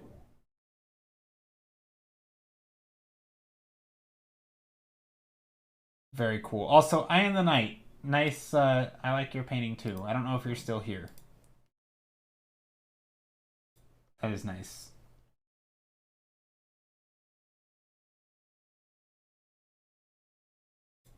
Okay. Back to art. Yo, do live by your art in some studio or freelance work, or do you do something else? I do something else. Art is not my full-time job. Due to my own fault. That's me mostly just. I mean, yeah, it's gonna change probably this year. I say uncertain, but I think it's gonna happen. I'll be doing art more or less full time by the end of the year. That you can hold me to that. I don't think I'm basically I haven't been doing art as my main job because of my own choice. But yeah, I think that's gonna change this year.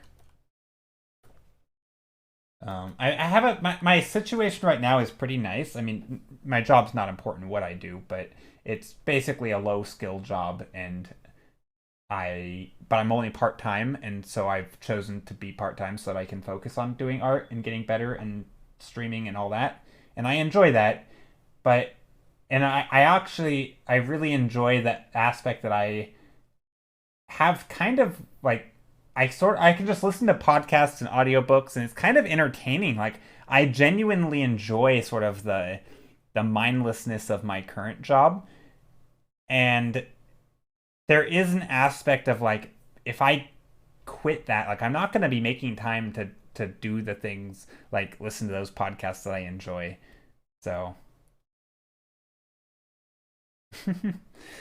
I will be doing art more or less full time by the end of the year. You can hold me to that. Yeah, I mean, if I don't do that, I don't know. You can shame me publicly online or something. I don't know. I'm pretty sure it'll happen. But honestly, even if it didn't, I'm not wouldn't be terribly disappointed. Like I'm pretty happy with how things are.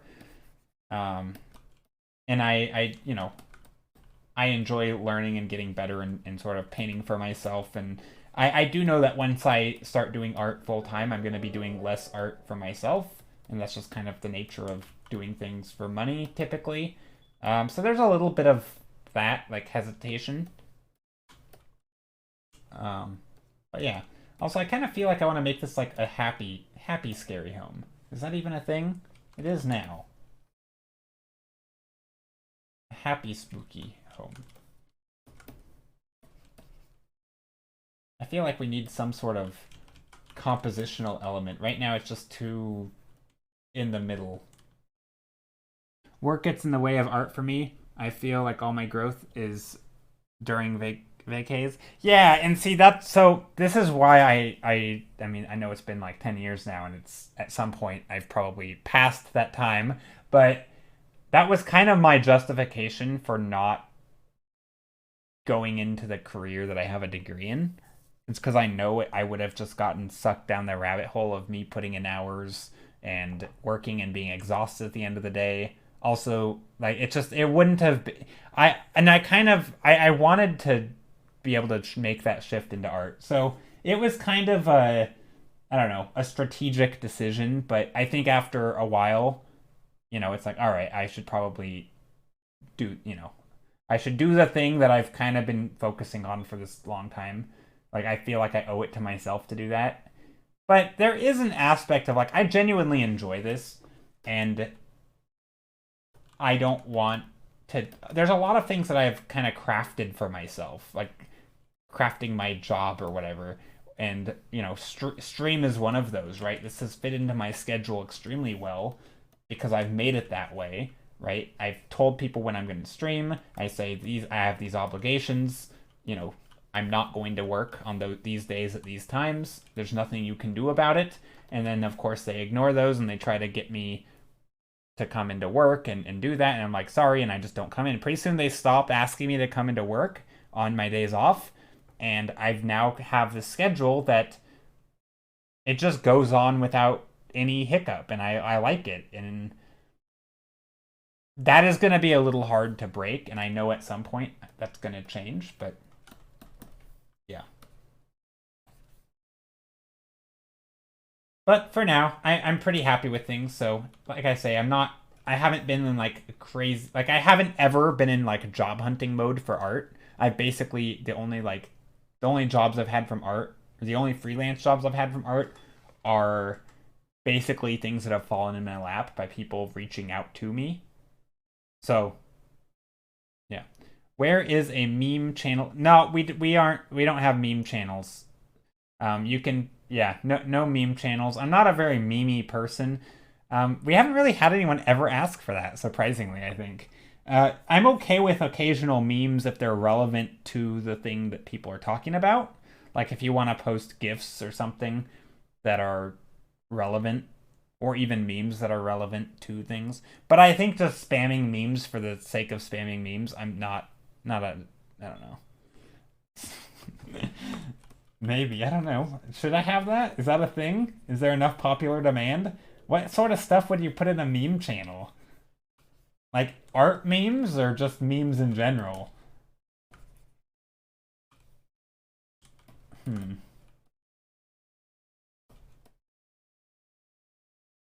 I probably won't do art as a job, but I'm sure I'll get really good that I could possibly. Yeah, and that's kind of so that's sort of been my mentality is even if things continue the way they are for a while, I feel like I'm okay unless inflation keeps going crazy. But I feel like I'd be okay, and I'm gonna keep getting better, right? I'm not gonna stop growing as an artist. I'm gonna keep on learning. I'm gonna keep on trying to push myself in one way or another. Um, and yeah, I don't see it like I've said this a lot. Whenever someone says, "Oh, I'm not improving," or "Oh, I can't get work," or should I just give up on art because I haven't gotten a job and it's been 5 years? I'm like, dude, I'm gonna be doing art for like 20. I'm gonna be doing let's pretend I die at like 70, right? I'm gonna be doing art for another 40 years. Okay, that's a long time. That's long. That's like a lifetime and a half from where I am now, right? Well, not quite. That's like a full lifetime from what I've already had, and I've only been doing art for 10 years, right? That's 4 lifetimes of my current lifetimes of art, right? Another 40 years. And that's if I die young, right? Or, I mean, youngish. I guess I could die earlier, but like, that's, I'd like to live to 70. I don't think that's too much of a stretch. So yeah, I mean, if I'm gonna be doing art for another 40 years and I've only been doing it for 10, I'm gonna get really freaking good, right? As long as I keep it up, I'm gonna get good. I don't really care at the moment.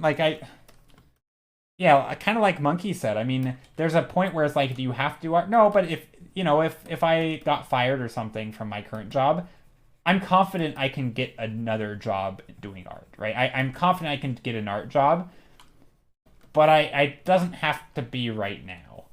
And there are some things like if the art job is like entry level-ish, like, just, oh, you're a beginner artist, first job, maybe you're not doing anything super important. Maybe it's a sort of a no-name startup or studio or something. It's possible that you're not going to be getting paid very well, and like I don't want to take a job that sucks just because it's art. Like there is an element of I want to, if I could take a job that is art versus a job that isn't, I'm not guaranteed to take the one that is, right? Because I still want to be able to maintain a relatively stress-free life. Like I don't want to be stressing about deadlines all the time and never have time to, talk to people because I'm too busy working. Like I don't know, that doesn't sound like a good life. And I don't feel like I need to do that, but I don't know. We'll see. It'll happen.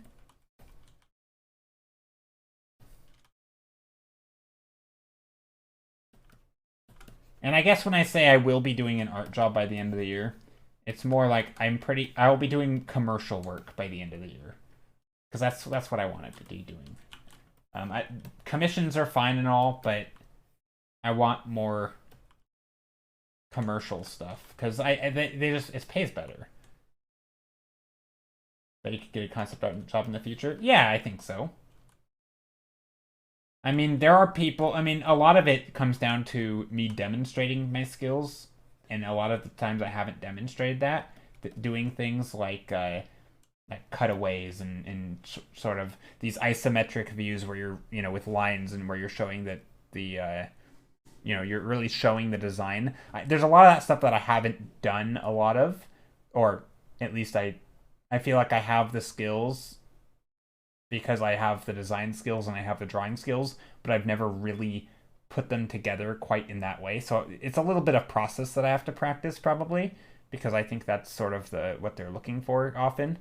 Um, so yeah, there's a bit of demonstrating skills that I haven't done necessarily. So yeah, it's not gonna be like, oh, everyone wants to hire me because I have a huge portfolio of amazing work, which I don't have, right? Like I mean, I have a lot of work that I've done, but it's not necessarily the type of stuff that everyone wants to hire. So, and that's fine. I'm okay with that. I might end up changing the mood of this a little bit.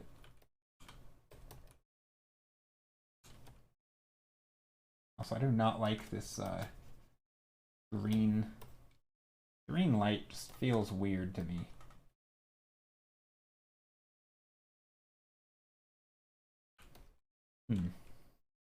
But it won't be difficult tasks. No, it won't. But I mean, it does take time and energy to do those things. But I don't.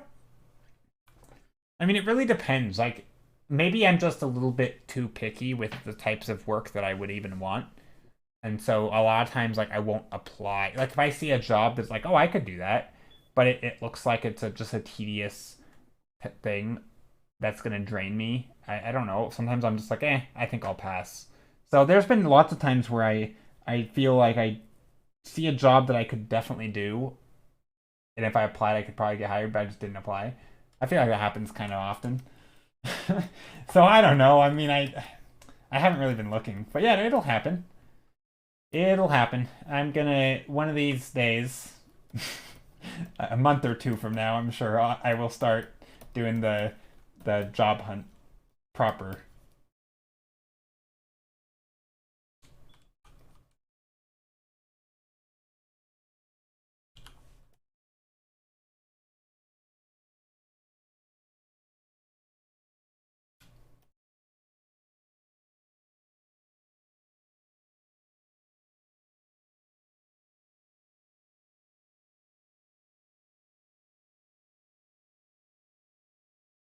Right now, I'm trying to just draw some random shapes for maybe like a cobblestone path of some sort. I don't know. It may not look good. I'm kind of just drawing in these shapes all willy-nilly.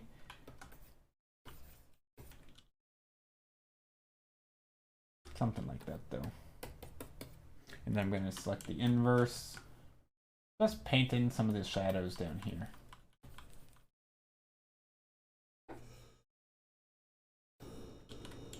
There we go. I feel like that's much better. With my age, I have some years to play with till. Wait. Some years to play with till I have to decide what I want to do with my life. Yeah, that's fair. But an easy job to choose. What I really needed in my country is jobs in the building industry or be a plumber. Yeah, so I mean, I think there. I know a lot of people are like, oh, you should, follow your passion or whatever. And I kind of agree. I think you should always be doing the thing that you love. But there, especially with art, where the future prospects of getting a job is unreliable, right? There's art adjacent things that you can do. I think graphic design is always going to be in demand. But do you want to do that? Like, just because it's kind of artsy doesn't mean it's a good fit. I think that's like, to me, it's almost akin to saying, like, oh, you really like arguing, you should be a lawyer, right? I think if you go into law because you like arguing, you're going to be royally, uh, what's the word? Upset? Not upset. Like, you're going to be disappointed, right? Like that's not what that job is, right? Being a lawyer isn't just arguing all day. All right? Like it's like there's the studying, the learning case files and learning all this, like you have to learn all this stuff, right? There's a lot of memorization, there's a lot of understanding. Like it's hard work. It's not oh, I just and I think some people are like, I like art. Oh, I should do an art job. Well, no, not all art jobs are the same. Some are incredibly tedious, some are extremely open ended, some you have to work in teams, some you don't work in teams, right? Like most of the time you do have to be like a people person because there's a lot of back and forth and collaboration. If you're not good at communicating or don't like communicating, it might not be for you. Or maybe it is, but maybe you have to do your own thing and you don't need to, you know, like if you want to create your own content or do your own book, you can start that today. Like you don't have to, when I grow up, I want to get hired by Disney. Like that's very different than saying I want to, make YouTube shorts or do YouTube animation or whatever, right? Like they're very different jobs with different skill sets. And I think some people like, and I'll use my life right now as an example. I enjoy that I can go to work and come home and still have energy to paint, right? Or mostly. Or that I don't have to worry about where my next commission or client is coming from. Or, I don't have to worry about coming up with a new idea so that I can make money and eat next month. Like, I don't have to be creative in order to live. So there's a lot of pressure that's off of me, right? It's not like, oh, this idea better be good, because if it fails, I'm going to be homeless. Like, that's not a concern when you're, like when you're making your own stuff, right? If you're doing YouTube videos, like, you have to kind of keep it up. And it's, I don't know, like there's a lot of different art paths, and a lot of them would not be good for me. Let's put it that way.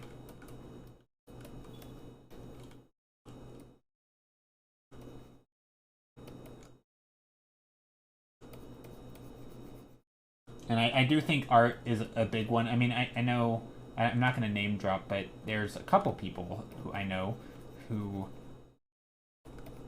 either studied animation or started doing animation and realized this is not what I want to do. Or they do animation and then they get out of school and it's like, I'm not passionate about this, right? All the people who have jobs are passionate about it. I'm not one of those people. And it's because it's not always what you think it is. I mean, there's a lot of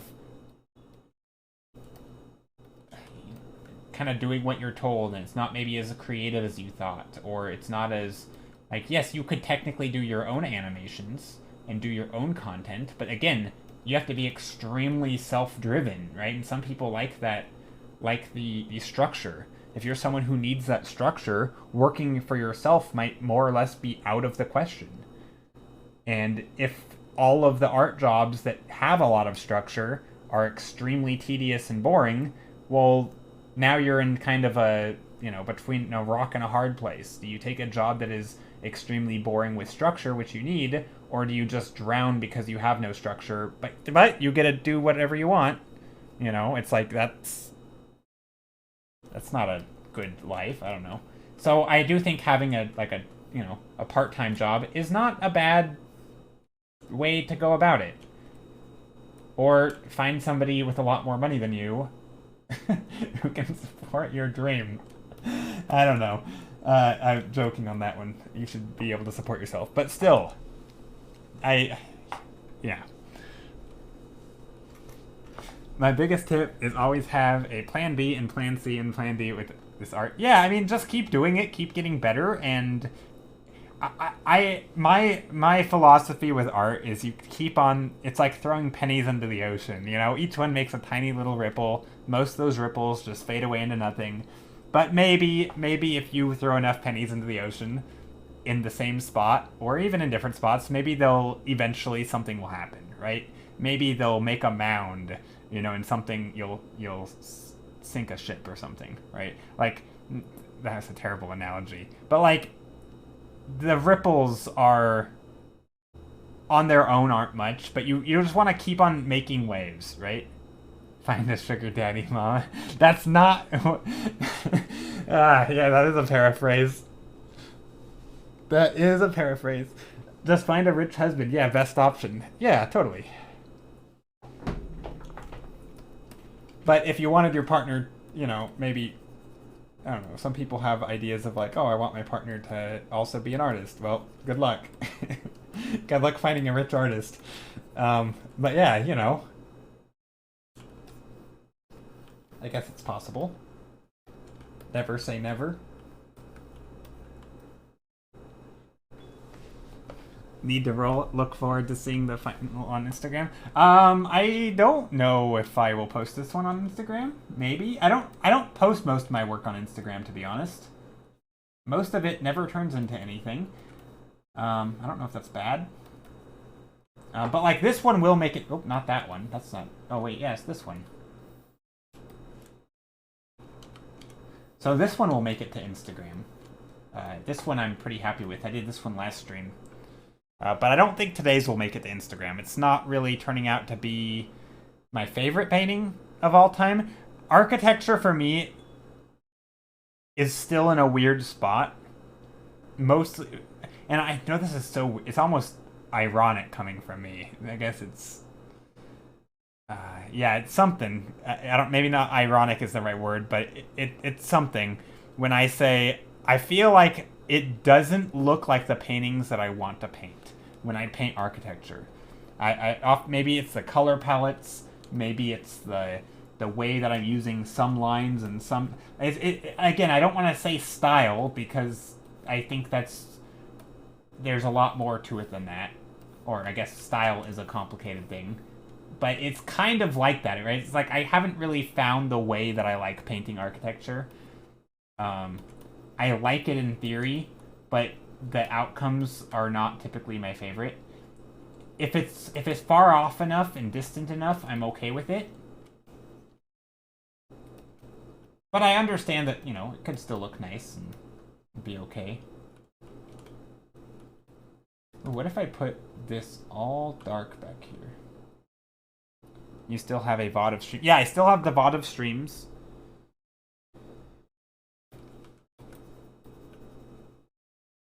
But yeah, have a good day. Bad grammar, but good stories. Take care. What if I do like color dodges and glow dodges?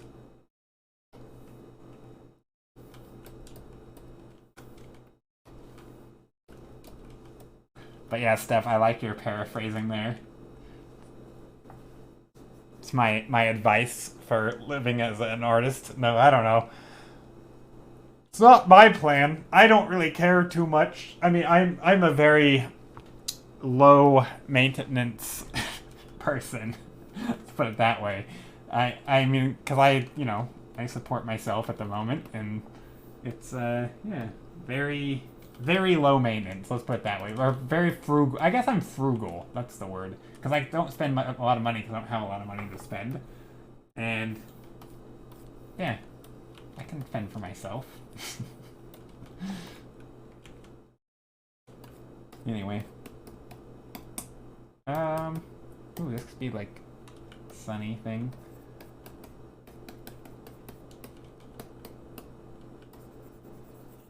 But yeah, I mean, I feel like a part-time job and living cheaply is a pretty solid way of doing things. In my opinion, I realize that's not the life for everyone. And if you're someone who looks around you and is like, ooh, I want that, or oh, I gotta, you know, and you like, I think some people would not be good for this. And I don't know how it happens. I don't know if it's a learned thing or what, or maybe it's genetics. But like my sister is a good example. I don't think she could do what I'm doing because she doesn't I don't think she likes living in a way like she wants to buy stuff and look a certain way and do certain things, and like her aspirations would get in the way, I think, of not spending money and trying to make time to do the things she wants. But I guess that's because my aspirations are to do art, or one of them. So like I'm putting my time to do towards that and not other things. For me, it just comes down to rent. I can't make rent without a full-time job. That's fair. But yeah, I mean, see, I couldn't if I lived somewhere else, right? Like I'm living extremely cheaply. But yeah, how are you, C-Tree? I mean, a lot of that, right? Because the ways to make more money are twofold, right? You either literally make more money or you cut your current costs, right? Because, and I think I've told this story before, but like one of my sisters, when she had her one of her child, or her like third or second child, so she was working and she had a nanny. I was the nanny, and but in order to get to work, she needed a car, so they had to buy a second car. And between paying me to be a nanny and buying the car, it was basically a total wash, right? Just all the money she made from her part-time job, or from, I guess it was a full-time job. All like it was a, it wasn't a very high-paying job, but like because she was kind of figuring out what she wants to do. But essentially, all of the costs from her job went to paying the car payments and, me. So you could argue, well, why the heck do you need me if you could just not work, save your money on the car? You'd actually be better off by not working, right? Like that's what's in my head. But for her, it was like, well, this is for a future, for a better job, right? She's thinking down the road, right? This is gonna, she needs to keep working so that she can advance her career, and understandably, and she did that, right? And now that she doesn't need a babysitter, it works out, right? But I think so to some people the solution is, oh, I just need to work more and move up and make more money, and other people it's like, okay, I just gotta cut costs, and I think a lot of people just don't like cutting costs, and I think that's fine. Not everybody is in a position or lives a lifestyle where they want to do that, right? They want to, go out with their friends and dress up and look like you're more fancy than you are, and like they like to live a way that puts on like that like other people perceive them a certain way. And I think that's perfectly fine if that's what you like. But I think it's hard to do that and support yourself while doing art a lot if you're, So it just depends on what you value and what you want, which I think both are totally valid.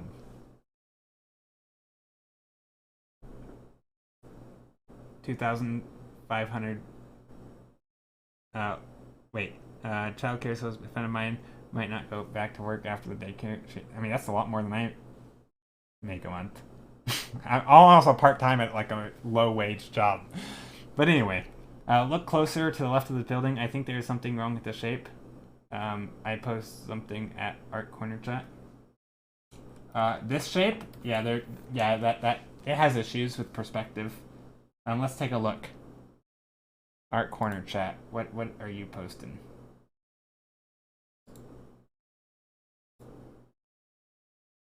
Yeah, there's some perspective issues. Oh, you mean you think it's supposed to come out that way? No. So I actually this was supposed to be a flat wall. This was supposed to be flat. This wasn't. But I mean, I think that would not be a bad thing to do. The way you described it, like having a thing come out this way. That's not how this looks. So that could be solved by pushing this out. Whoops, I'm on a color dodge layer. So that could be solved by pushing this out. But yeah, I don't think I made it read right. This is supposed to just come straight down. This is at an angle. This is just a corner.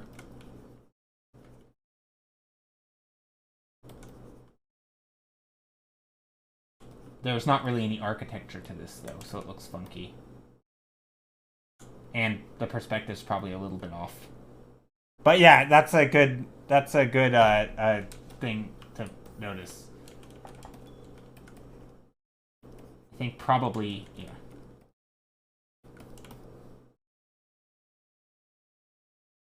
What I really would need, yeah, but look at the back. The back, yeah. What about it? That's just a silhouette of something. It just stick out? Yeah, that's just a silhouette of something. I haven't decided what it is. Like most of the things in art, I don't know what the heck I'm painting at first. I'm just making shapes. Not this one. This one? The back, it sticks out. This? Yeah. Oh, you mean I should have made it like this? Yeah, that's fine. So this thing, I could make it go upward like that. And this could go behind it. There's a lot of ways I could make this work. And yeah, it's not great yet. I realize that. There's a lot of... It has issues. I could make it go like this. Or this could go all the way here.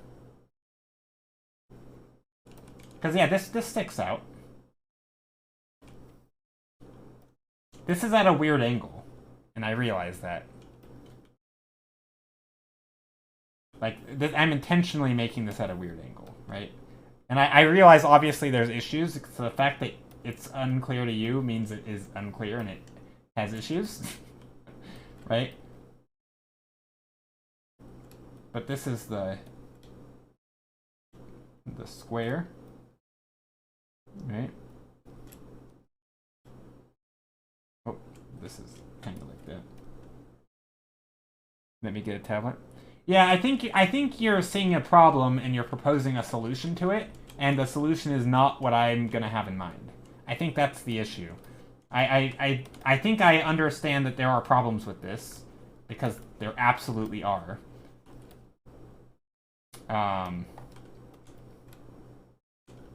But I think you might be trying to offer a solution to a problem instead of just... I'm not actually sure. I'm a little bit foggy on what you're trying to get at. But I saw the thing you drew, and you drew... It made it look like you wanted this to come out, which is fine. That's a solution.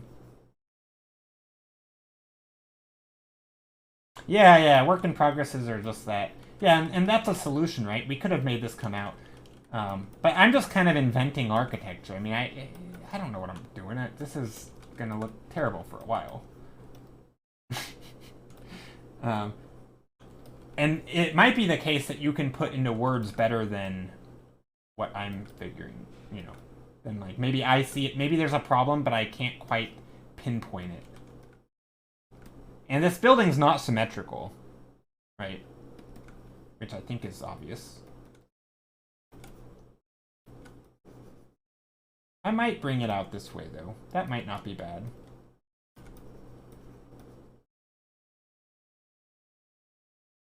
You could go like that. That might have been what you were saying.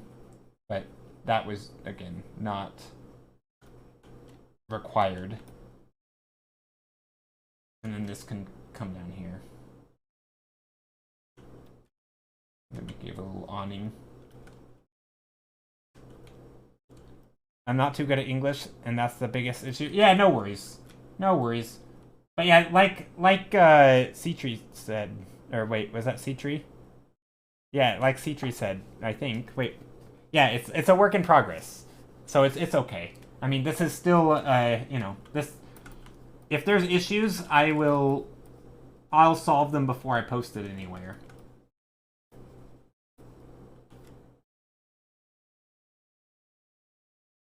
And maybe there's some light coming down there. Could maybe even go this.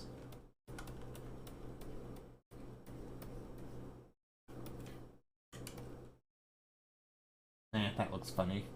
Kinda? Yeah, that looks funny. I don't like that.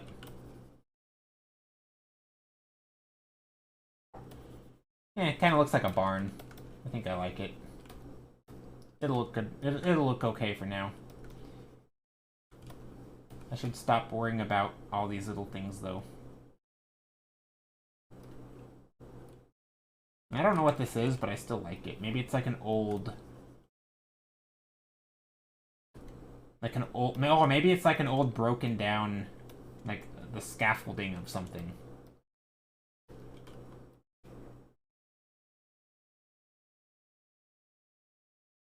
But yeah, no, I appreciate you trying to help, Siniska. Some part of my brain wants to see lights draped off it. I just... Oh,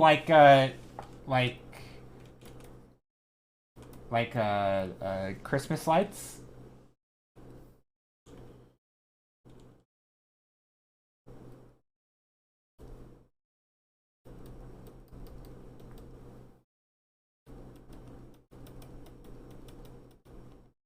Am I on the wrong layer? No, I'm on the right layer.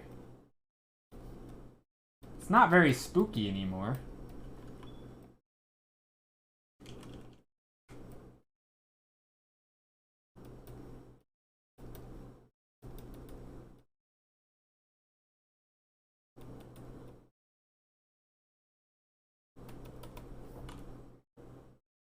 Festive. Yeah, now we're Christmassy. We got some lights around the windows.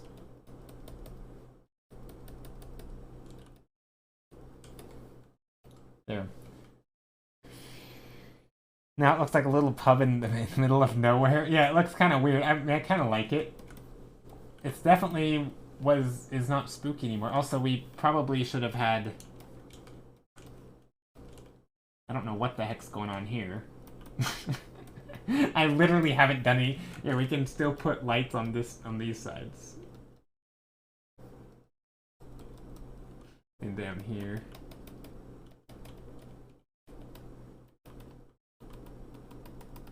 Okay, whatever, that'll work. And then over here.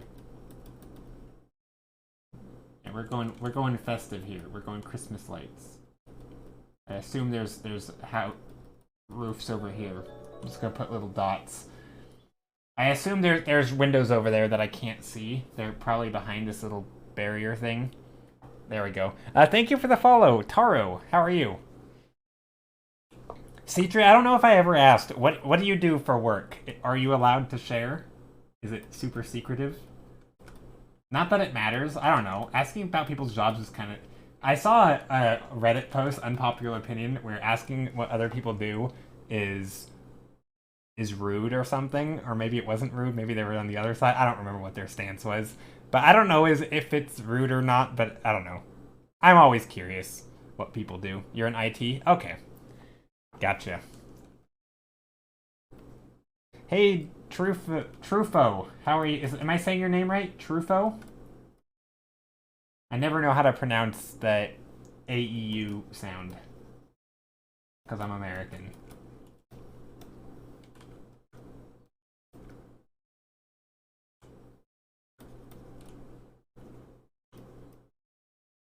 I think there's some kind of theory, like, when people ask, what do you do? It's a value judgment or something.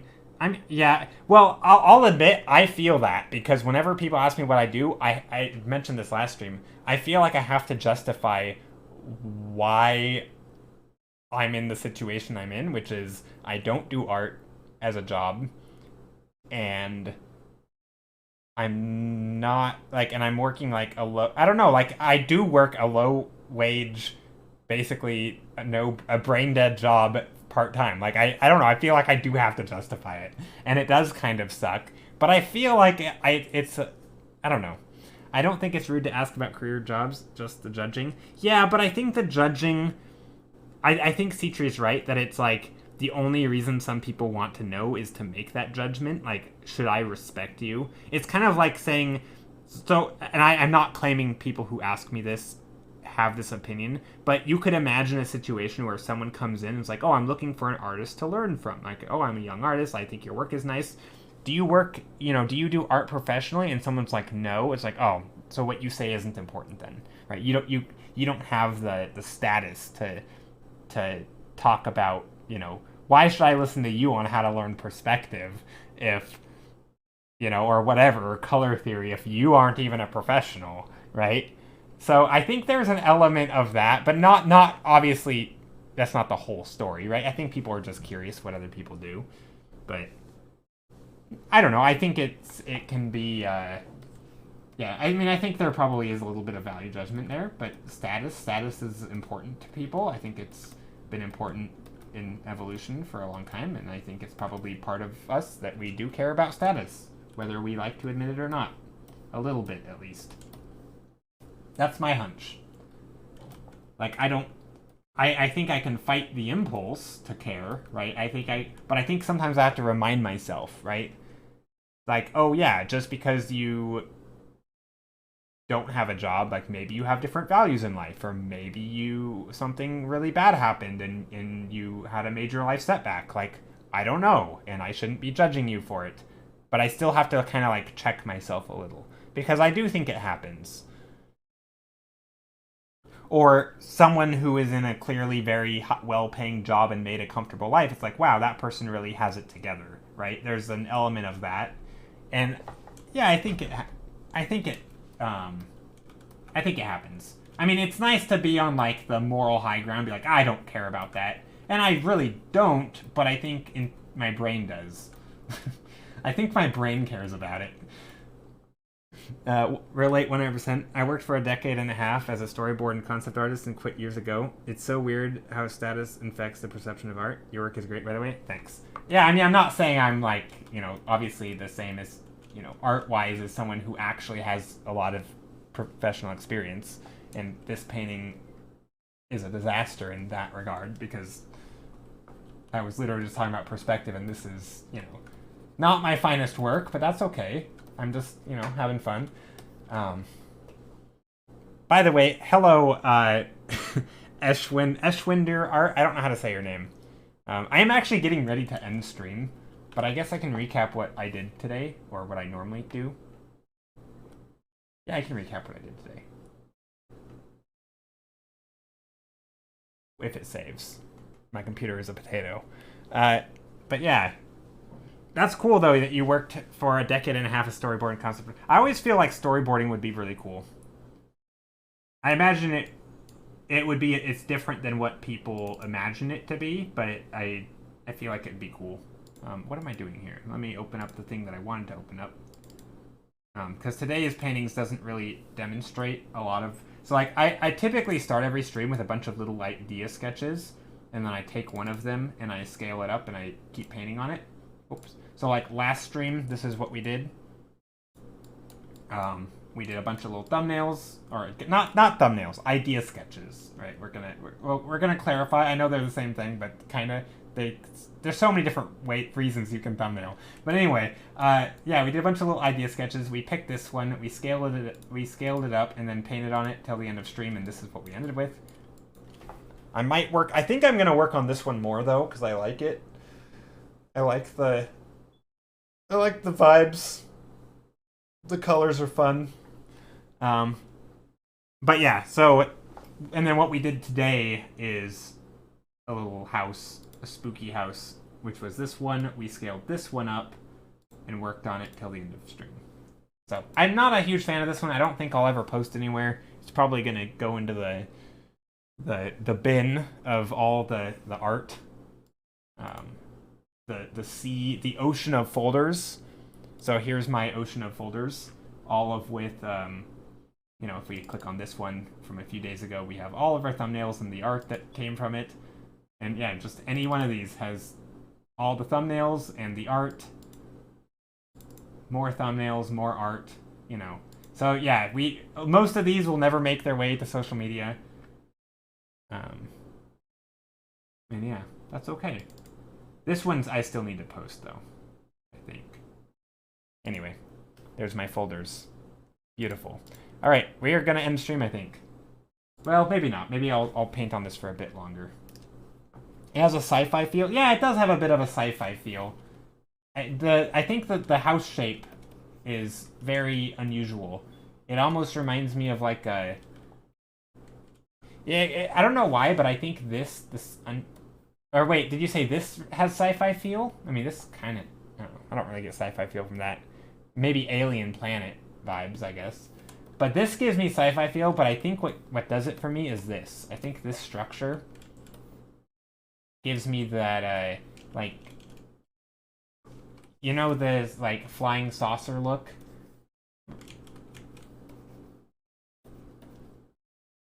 Right? It gives me this vibe kind of thing, where it's like, it's like the mushroom vibe, where you get these little underhangs. I don't know why, but it gives me that vibe. You know what I mean? I don't know if I explained that right. And it gives, I don't know why, but something about it. It's like those giant glass like domes that you can like walk over on like these really fancy futuristic looking buildings. Keep the UFO in it. I don't even know. The old school UFO. Remember these? They looked like this, like how kids would draw UFO. It was great. I always liked it. No, I'm not going to do that. I'm not going to keep that in there. Like a parked vehicle. Just off in the background, just this silhouette of... I mean, I feel like we could do that. Isn't there a story of that? Or a movie where it's like... I think there's a Doctor Who episode where there's... There's like a spaceship in the attic or something, but they have like a cloaking device.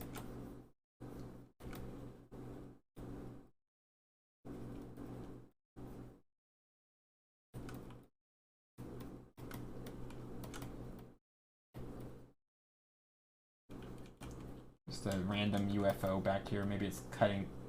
I don't know. That's a stupid idea. I'm not sure. I don't think I want a UFO in here. Sorry, C-Tree. As good of an idea that is, maybe that wasn't even your idea. I don't know. Yeah, I don't think I'm gonna put the UFO in there. I mean, it could be okay, right? If I put it back here, made it really iconic UFO shape. Or something, and it's just like behind the house. I don't know. Or it could be one of those really ridiculous lawn ornaments, you know, where it's like the UFOs are sticking in the...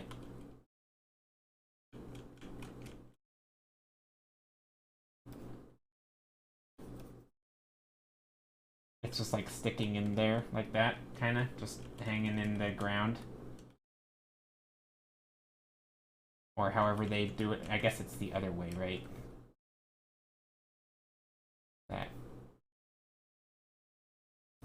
I'm drawing this poorly. I don't know why I'm struggling so much. I think I'm tired. But anyway, it has that aspect to it, right? Where you have like the crashed UF flying saucer in the ground. Like those, I don't know. People like those for some reason. I never really got it, but hey, if you like it, you like it. I'm not judging. I mean, maybe a little.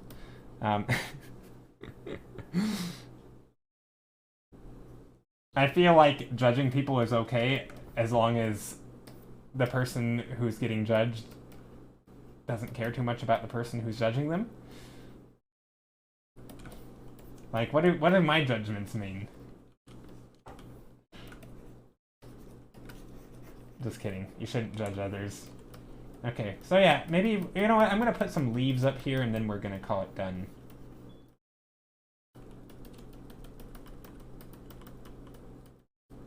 Some nice leaves.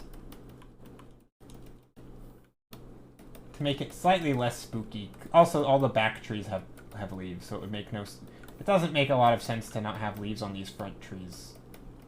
I mean, I know we don't have to, but...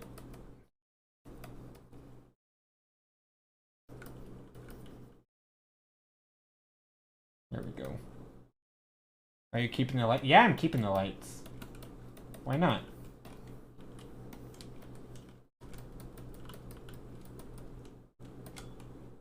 Oh, I don't know what I did with that branch. There we go.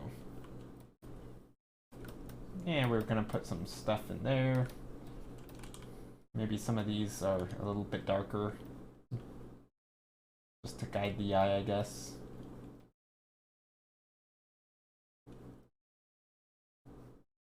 But yeah, I'm definitely gonna keep these for now. Also, I just realized my sound has been terrible all stream. I'm sorry. I have a door to a refrigerator closet, which has my refrigerator in it. I call it my refrigerator closet. But the door to the closet area that has my refrigerator in it is open, and so you hear the hum of my refrigerator when I'm talking. I didn't realize that. It's been open all stream. Normally I shut it so that you can't hear the hum and the static from it, and it's just like a white noise. So yeah, my sound has probably been terrible all stream, and I want to apologize. No one's mentioned it. But I know it's there because I've seen it. I can visually see it when, well, not always, but sometimes. Anyway. And yes, I have a refrigerator in a closet. I never noticed. That's good. That's good.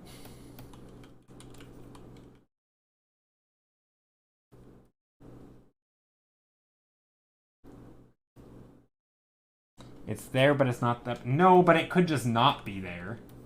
I literally could have just closed it. I mean, I have to stand up to do that, which at this point in stream I'm too lazy to do because I'm ending. I'm not sure what I'm doing in this area. Maybe this is some old rubbish or something. This little mound of earth, I guess. This house is on like a little platform. There we go. Yeah, cute little home, I guess. Something like that. Mini fridge? No, it's a full-size fridge in a full-size closet. It's not mini. It's, so, gosh, the story. So this apartment is a tiny studio. Very, very tiny studio apartment. And it had a mini fridge originally, like, under the sink area, and, like, that's where it was. But that broke probably years ago. And so they put in a full fridge, but they didn't have anywhere to put it, so they put it in a closet. And it stayed there. I haven't moved it. I suppose I could move it out of the closet, but then I wouldn't have room for it anywhere because I don't have any room for anything anywhere because my place is so tiny. So yeah, it just stays in my closet. And so, yeah. Well, it's not ideal. I mean, it would be nice if it was an actual usable closet instead of just home to a refrigerator. But there's, yeah, it's, yeah, I mean, I kind of live in the ghetto, so, you know, what do you expect? Anyway. Alright. Time to end stream. Thank you all for being here. I appreciate it. Nothing wrong with it. I mean, well, there's kind of stuff wrong with it. But it's not the most ideal place for a refrigerator. Something I dream of owning a tiny house. Sometimes I dream of owning a tiny house. Sounds like that might be work for you too. Sounds like that might... Oh, yeah, no, I would... Yeah, I think a tiny home would be amazing. I mean, for me, owning a home of any sort is only that, a dream, right? Because it's not... I don't... Yeah, I think... I don't think it's likely. Not unless I have major income changes in my life. Like, I don't see owning a home being a real possibility ever. But you know, I'm optimistic. I am optimistic. Thanks for sharing your skills. Aw, thank you for being here, Chuck Arts. I appreciate it. No, well, I'll never win the lottery because I never would play the lottery because it's not an investment, right? And I don't have the money to spend on the lottery for fun. So yeah, I will never win the lottery. This piece looks great. Oh, thanks. Yeah, it has something. It's a little gray, I think. I'm gonna try something before I go, though. Edit tonal correction hue. What if I just crank up the hue? Oh, I didn't mean to change the hue. Edit tonal correction hue saturation. Change up the saturation. Yeah, I could just crank up the... Ooh, that's bright. It's very blue and... I mean, basically I've only used 2 colors, blue and yellow.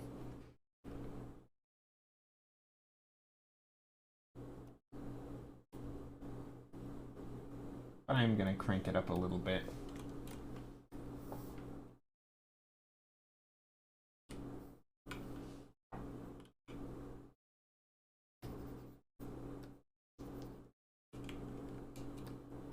Yeah, that might work. Let's see, maybe I can erase some of the...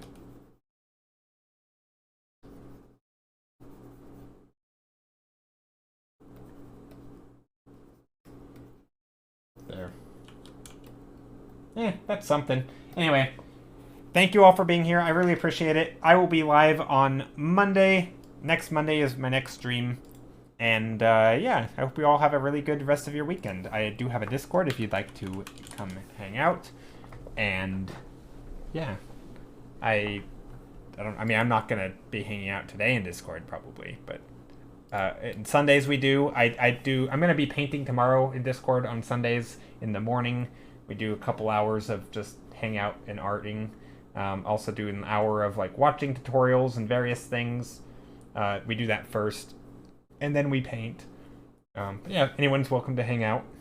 And yeah, have a great night. Thank you for being here. Good to see you all again. Anyone who I haven't seen in a while, and good to see all the new people. And take care. Yeah, we always raid. I don't think I have ever not raided someone.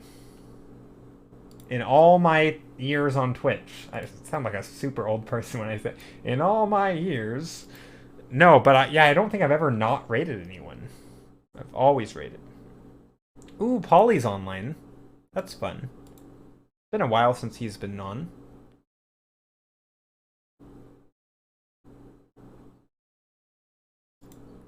You could see what he's up to. Yeah, I don't know what he's doing. I think he's doing some character art. Some character concepts. He's just... Yeah, I don't know. Let's go find out, though. Polly's a fun one. I enjoy Polly.